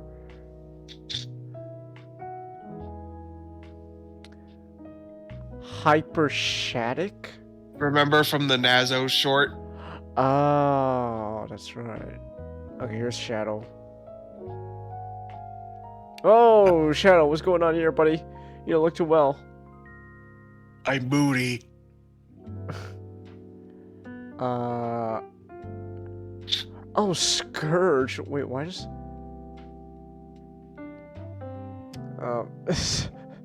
something about Scourge doesn't seem right. I can't put my finger on it. Oh, there's Metal Sonic. Another Metal Sonic. More Metal Sonic. Cubot. Got Tails. Okay, Tails actually looks kind of... Oh, okay, no, this one was... yeah, but this one's kind of cute. It's when they... So I tried to give him, like, this, like, weird protruding snouts. That's when it goes, I don't know. Oh, Chip! Who the fuck are you? Antoine from the Saturday AM and the Archie games. I mean, Archie comics. Huh. The French guy. Ah. Okay, then. Alright.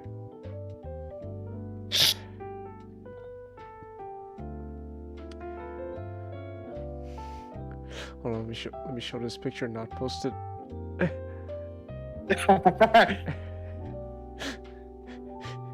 It looks like Sonic's mocking her. Just, you're gonna die, kiddo. You're not going to enjoy this ride. You're gonna die. I like the one that I posted out.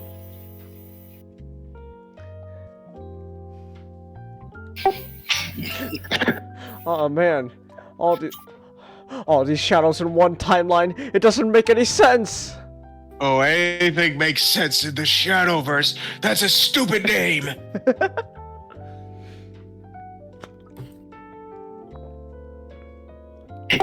This is called Sonic Athletic.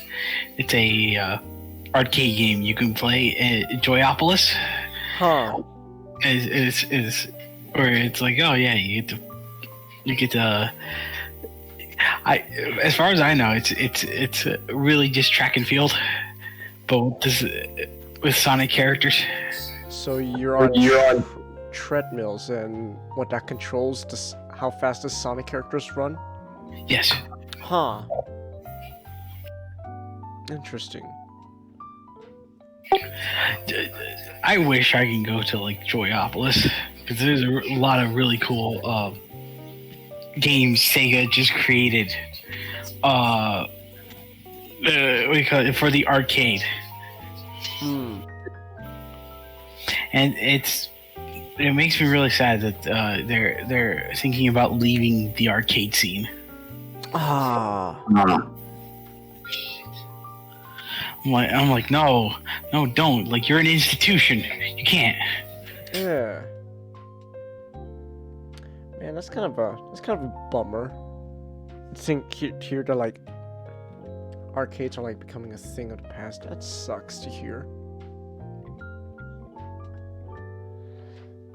All right. Anything else you want to talk about, Nick? I got nothing on mine. This was really like a last minute idea, mostly because I figured, why not? Oh, okay. In that case, I'll just ask then, how much Sonic stuff do you own, merch-wise? Good question.